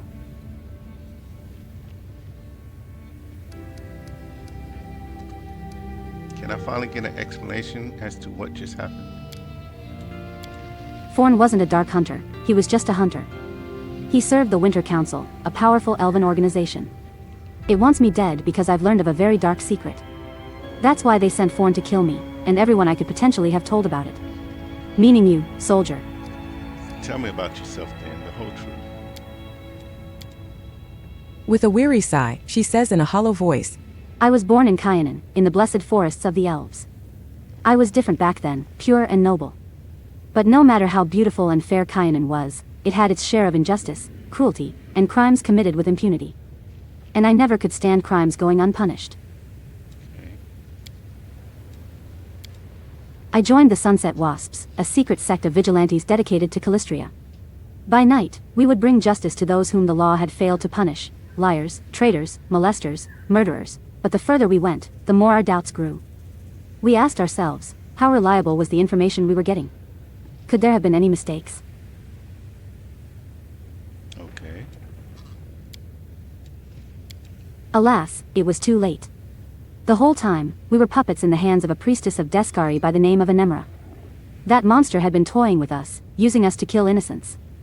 The wasp was revealed to be a locust, and we were unmasked as criminals, outcasts. We were wanted and had nowhere to turn. The only option was to bend the knee to a Nemra, who promised us protection. I was the only one who refused, but I was captured and taken by force. Then, under a Nemra's watchful eye, our apprenticeship began. Okay. We did dark, horrible things, bathing in violence and spite. Myself included, I did them, too. At first, I was controlled by magic, then they broke me. And the dark fate, the curse of our people, took us one by one, until finally it embraced me as well. When I saw the monster I had become, I mustered what remained of my will and fled. I wanted to tell everyone the truth. Tell them how we were caught in the demon's trap. Let the world know about the dark fate. But Anemra's hunters, my former comrades, they came for me, and they weren't the only ones, as it turned out.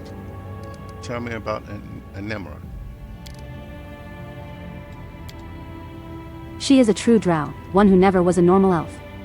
And even among drow, she's a dangerous monster, the deadliest of Discari's servants. Fear her, her flesh nurses swarms of terrifying creatures, and her mind, I've learned the danger of her guile firsthand. The Winter Council? What sort of organization is it? The Winter Council is a legend, but few doubt its existence. It's said to be a clique of influential elves of Kyanan. A mysterious group that watches over the interests of elvenkind, protecting them, by any means necessary.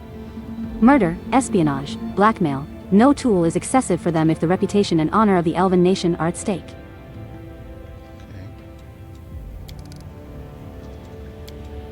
When I decided to tell the world the truth about the dark fate, the bane of our kind, I signed my own death warrant in the eyes of the Winter Council. They don't want elves to be tarnished by their association with the ignoble drow. They're too scared of being held responsible for the crimes of their dark cousins. It's better to hide this dangerous truth and destroy everyone who knows it. Okay, what's the dark fate then? It's been assumed since time immemorial that the drow are either a degenerate branch of our kind or an abhorrent perversion, a mockery fostered by the dark gods. But the truth is that the chasm between the elves and the drow is much smaller than one might think. Any elf can become a drow. Absolutely anyone. Whenever an elf commits unthinkable evil, letting darkness into their heart, they may one day transform. The dark fate is a state of the soul of an unrepentant malefactor who detests the light. An elf like that is no different from a drow, both in appearance and in spirit, and thus they become a drow. Kaelessa smiles mirthlessly. Her face shows the immense fatigue of the months of wandering, fighting for survival. Such cruel irony. The elves were trying so desperately to convince everyone that they have nothing to do with the drow, the most vile, horrid race in the world, and it turns out that the distance between a normal elf and a drow is but a single step. I see, so what now? Now I ask one last favor of you. I still have friends left in Kyanan, real friends, ones I can trust. Send a letter to Avanara, to the leader of the border defenders. Recount my tragic tale so it doesn't die as the Winter Council wants it to. Since I won't have the chance to speak this truth myself. Okay. Because you will have to end my life now, soldier. She looks at you calmly, wearily. There is neither threat nor fear in her words, only a plea for and acceptance of the inevitable.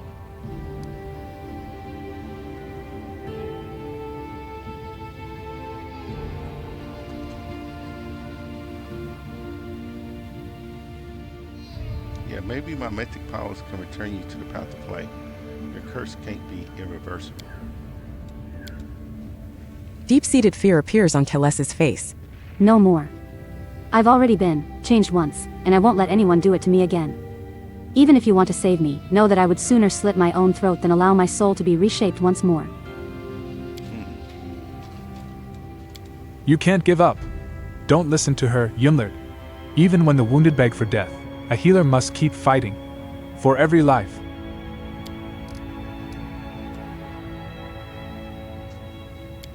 I've endured enough fighting, cleric. Thank you for your heartfelt words, but this case is incurable. Pray for me and let me go to Pharasma in peace. What if you can still be saved? If there's a dark fate, could there be a light fate? Maybe good deeds could heal you? With a bitter smile, Kalesa shakes her head. A light fate? Wouldn't that be nice? But, no, no such blessing exists. The road into darkness goes only one way, and I've almost reached its end. But we have Ursula, that's a demon that's trying to be redeemed, so I would think that they could be redeemed too. The dark impulses in my heart have been growing stronger by the day. It's been getting harder and harder to remain myself, to resist the urges. I've spent all my strength. When I saw Thorn dying, I almost howled in delight. I wanted to dig my nails into his face, gouge out his eyes, mangle him, and rejoice. But you fought it off. It's not me anymore. It's the beast I've been turned into, and it will break free, very soon. These are the last minutes of the old Kalesa's life. Please, don't delay, and spare me the fate of becoming a monster. Why do you seek death? I mean, she just said it, but we'll ask the question. The dark fate is claiming me. I can feel the malevolence and the hatred in my heart growing fiercer with each day that passes. The memories of the crimes I was forced to commit are clouding the world before me. I refuse to tread this path any further, to turn into a monster. If you have any mercy, I beg of you, kill me and end my torment. Yeah, we're gonna say we won't do it. She's been doing good this whole time.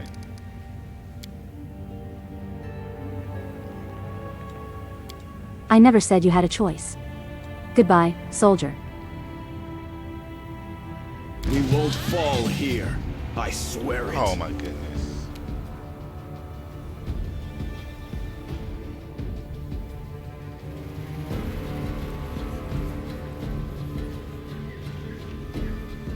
There's not a way to just knock her out.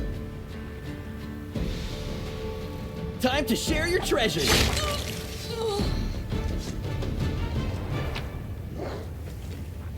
That's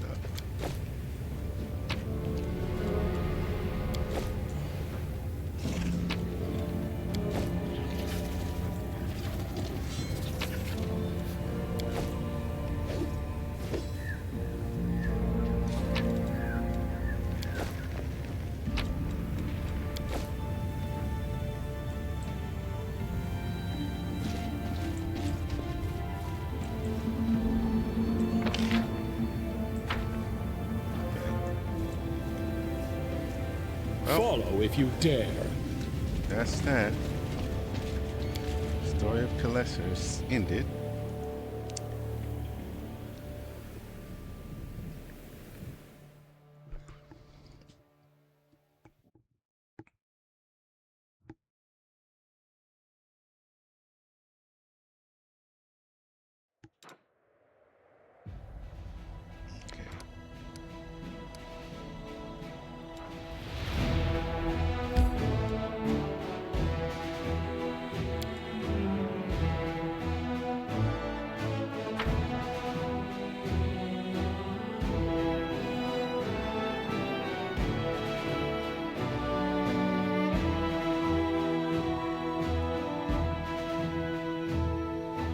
Go back to the Citadel. We're going to get Ursula's request, whatever she's requesting, and then we'll end this stream.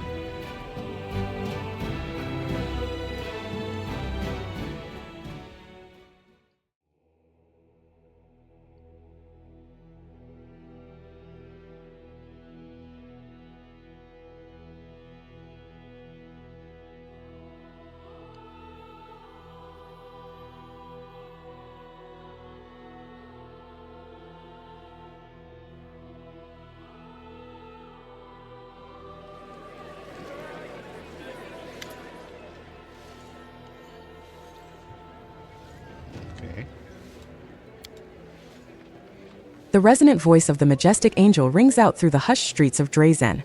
You hear his words from afar. They concealed it right under our noses, and without Xanther's notes, that incarnation of corruption, even I would not have been able to locate the barrier.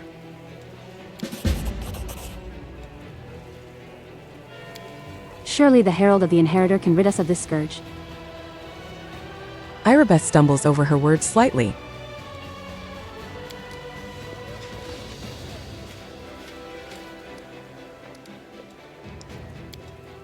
It is impossible, righteous one. I cannot do it alone. But wait, I hear the steps of one who brings hope. I am the hand of the Inheritor, herald of Iomade the Lightbringer, and I greet you, champion of Golarion. The angel in gleaming gold armor drops to one knee.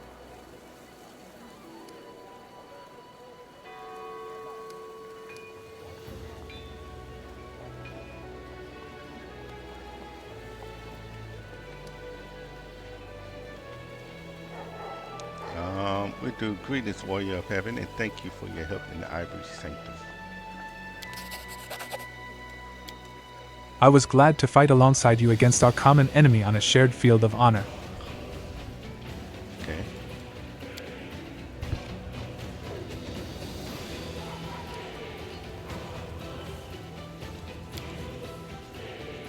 Please also allow me to thank you for saving Targona the Silver-Haired. We thought we would never see our sister alive again. Okay, what brings Iomade's herald here?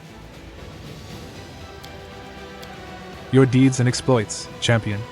You have brought hope to these accursed lands. Hope that the demon invasion will finally be stopped once and for all. And I am here to aid my goddess's chosen one. What did you discuss with Irbith? This. The angel gestures toward a symbol on the paving stones. The Ivory Sanctum held a dark secret. Directly beneath Drazen, in the bowels of the earth, there lies one more bastion of the demons, the Midnight Fane. It is the repository of a mighty rift through which the spawn of the abyss traveled to Golarion. The entrance to this place is right in front of us, blocked by a barrier that is accessible only to demons. Okay. So, this is where Minago fled to and where all the demons in the city have been coming from. They can pass through the barrier freely, but we can't. And it doesn't just stop us, it injures us too. It is much worse than that. The barrier is imbued with enormous power. An attempt to break through will trigger a magical explosion. I could protect you and the city from it, but even my powers will be insufficient to hold back the chaos and open the way. This is what disturbs me most. We cannot allow the demons to rebuild their armies and plot their next attack right below the sacred heart of the crusade.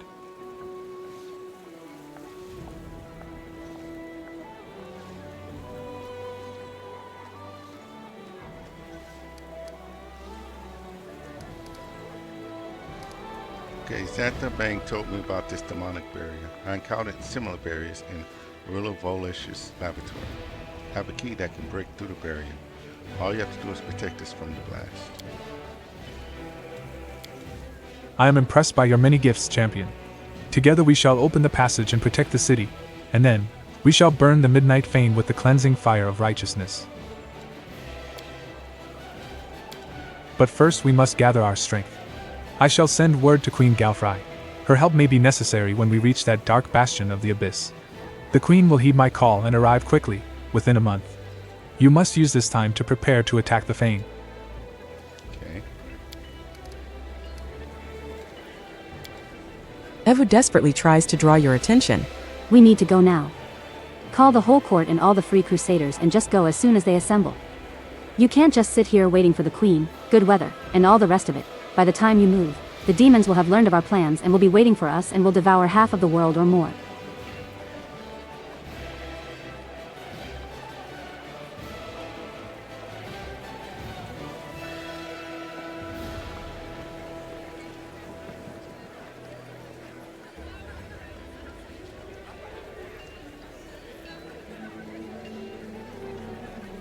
Answer a few of my questions before I leave. Ask your questions? I will be glad to answer. Yeah, I don't want to rush into it just yet, especially since we're still being nice with the queen and everything. What do you think of the Sword of Valor? It has changed under the effects of my powers.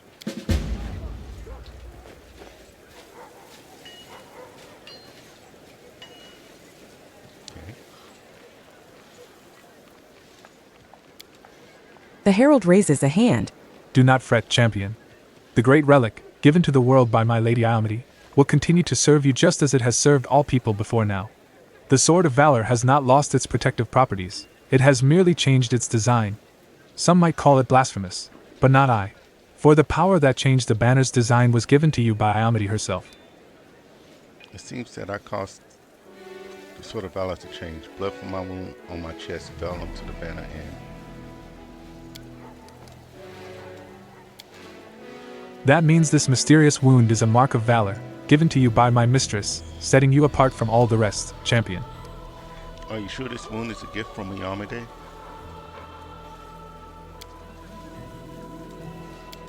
No, I could be mistaken and unable to perceive the full truth.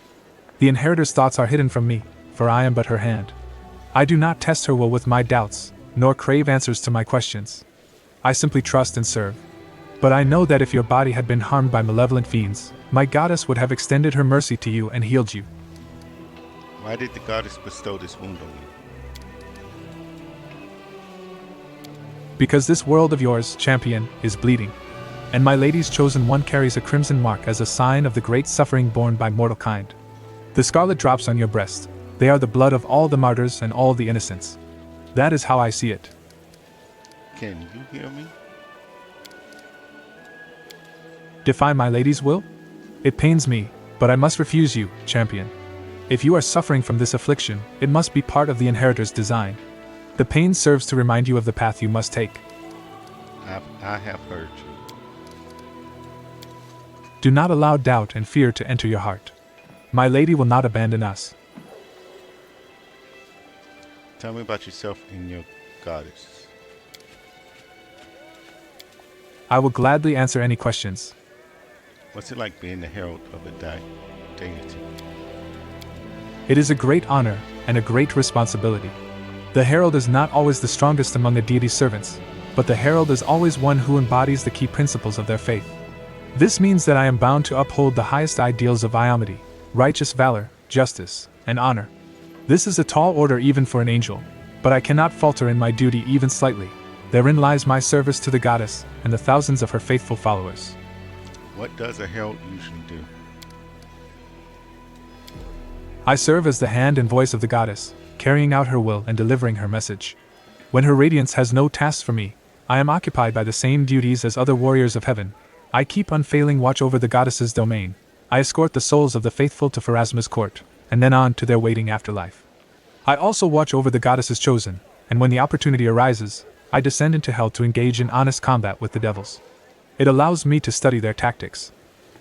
What is Iomade like? The herald chuckles softly. No doubt you are hoping to hear a tale of her untold divine might, and the awe she elicits in those around her. Yes, this is true of the inheritor, but it is also true that she seemed much closer and understandable to you than to others, such as myself, for example. Iomade was born an ordinary person in the cursed lands of Kiliax, and traveled a long road before she became the righteous queen of heaven. But she has never forgotten who she was before. I am older than my lady goddess, much older, and still I bow down before her foresight and wisdom. We immortals, who spend much of our time on the outer planes, can sometimes struggle to comprehend the pain, fear, and joy that mortals feel. But not Iomade. She is as human as she is divine. Why is heaven's host not aiding the Crusaders? You could have destroyed the world wound long ago. You cannot imagine how your question fills me with sorrow. My greatest desire since the day the world wound opened was to come here at the head of a light-bringing army, and drive out the legions of darkness, to harry them until they were cowering in the farthest corners of the abyss. But alas, we, the first servants of the gods, are greatly restricted in what we can do. The Crusades are the mortals' battle for their own world. If I bring angelic forces here, it will become a war between heaven and the abyss. Waves of power, magic incinerating everything within sight, armies of celestials and demons fighting in every corner of this world. The consequences would be horrific. Remember, everything you have seen up to now has been the work of only two demon lords, Deskari and Baphomet. But in the abyss, there are dozens of creatures with similar power. They are disunited and despise one another almost as much as they despise all that is light and righteous. But be sure that they will not miss a chance to sink their teeth into heaven's throat. If all the demon lords marched into Golarion, it would be the stuff of nightmares, and it cannot be allowed to become a reality. Okay. If you can't interfere in the course of the crusade, why are you helping me? There's permissible interference, and then there's crossing the line. I was permitted to create the ward stones and gift them to the Crusaders, to offer my advice, and from time to time even appear on the battlefield myself to accompany several allies. This does not stray beyond the bounds of the Mortals' War. I could have been summoned with equal success by a faithful cleric. Okay. But the appearance here of heaven's multitudinous host in full force is another matter entirely. Alas, for now I can only offer you this, my presence, and a small troop of my loyal soldiers. Thank you for your answers. I am here to illuminate you, champion. Okay, I want to talk to you about angels. You have my full attention. How are angels made? Like other supernatural beings, we most often, though not always, are born from the souls of mortals.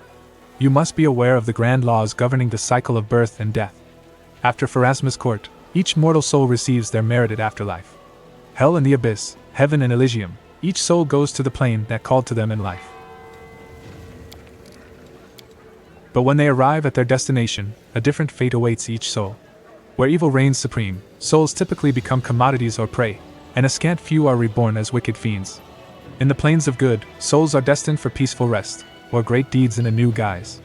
Such is the lot of angels. We are born from the souls of noble mortals, one soul or several, it can vary. Sometimes the gods can also create angels out of the essence of their plane. But this essence also contains fragments of good souls. What is the difference between angels and mortals? That is a question for sages and philosophers to debate. I am just a simple warrior. The Hand of Inheritor's voice sounds cheerful, but becomes increasingly solemn as he continues. Although many supernatural beings are born from the souls of mortals, we are not mortals. We are cut from the cloth of the plane from which we originate. We are an idea made flesh. Many things mortals care deeply about mean nothing to us. Such as time, for instance. Or gender. Only a few of my kind see themselves as male or female. For the majority of angels, these words are meaningless. We can communicate with any creature without learning their language, and we do not freeze in even the most terrible frost. We are different. But we will never look down on mortals because of that, and we will never, ever stop praying for you, or protecting you. A dying angel appeared before me in the dungeons beneath Canavers. He had left his flaming sword in the rubble there. The Hand of the Inheritor hangs his head. I can guess who it was. Lariel, my long-lost comrade and friend. He disappeared without a trace back in those dark days when the world wound opened its jaws for a second time and swallowed up new lands. I mourn him as bitterly today as I did back then. But I also rejoice that he was able to call to us, to you, across the expanse of time. We lose old allies and gain new ones. And we will not surrender, no matter how great the losses, no matter how deadly the enemy. Tell me about the angel Targona, the one I rescued from Arelo's laboratory. Targona, my brave sister-in-arms, has returned to the halls of heaven now. Her imprisonment was a heavy burden for her. The corrupted wing that the witch Arela rewarded her with is poisoning Targona's days with fear and worry. But she is being cared for by the finest healers in heaven. I have faith and hope that we will be able to help her. Okay.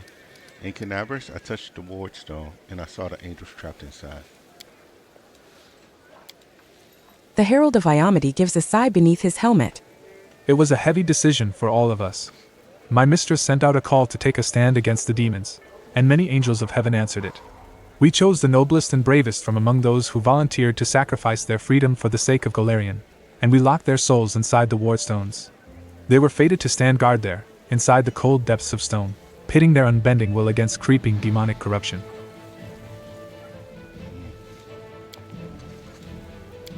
But alas, the goddess and I failed to account for the weakness that lurks even in the best of us.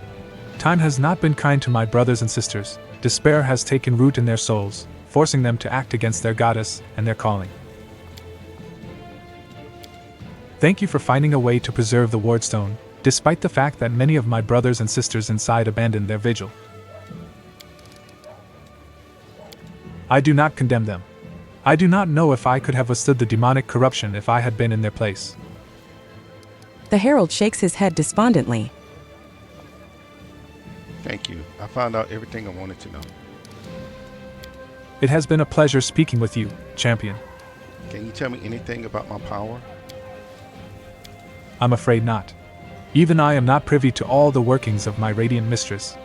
I believe that she has chosen you, and I know that she watches over her chosen ones most attentively. She does not lead mortals by the hand, but allows them to prove themselves, to prove that they are worthy of her divine mercy. I am amazed by the form the divine gift has taken within you, but I am often surprised by mortals. What matters most is that you are leading the Crusaders to victory, and ridding Golarion of the world wound once and for all. While Iomade was still mortal, she underwent the test of the Starstone and gained her godhood. It may well be that you are experiencing a similar trial, at the end of which you will gain true righteousness and power. I have to go. Farewell. May Iomade's light be with you.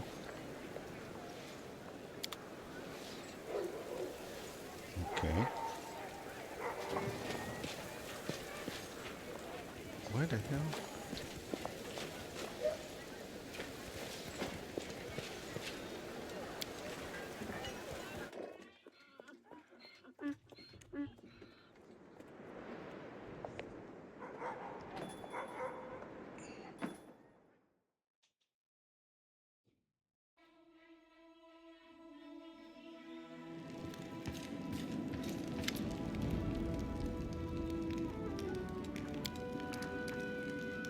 There is an unusual spring in the succubus's step today, and she has a mysterious smile on her lips that you can't recall seeing before.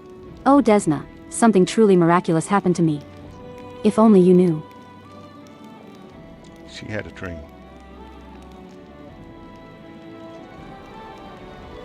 You're gleaming with delight. Yes. I have never been so happy before.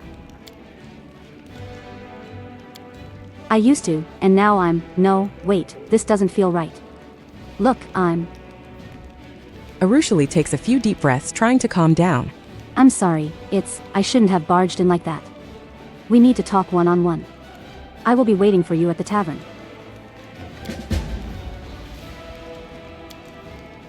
The succubus runs off without giving you a chance to say another word.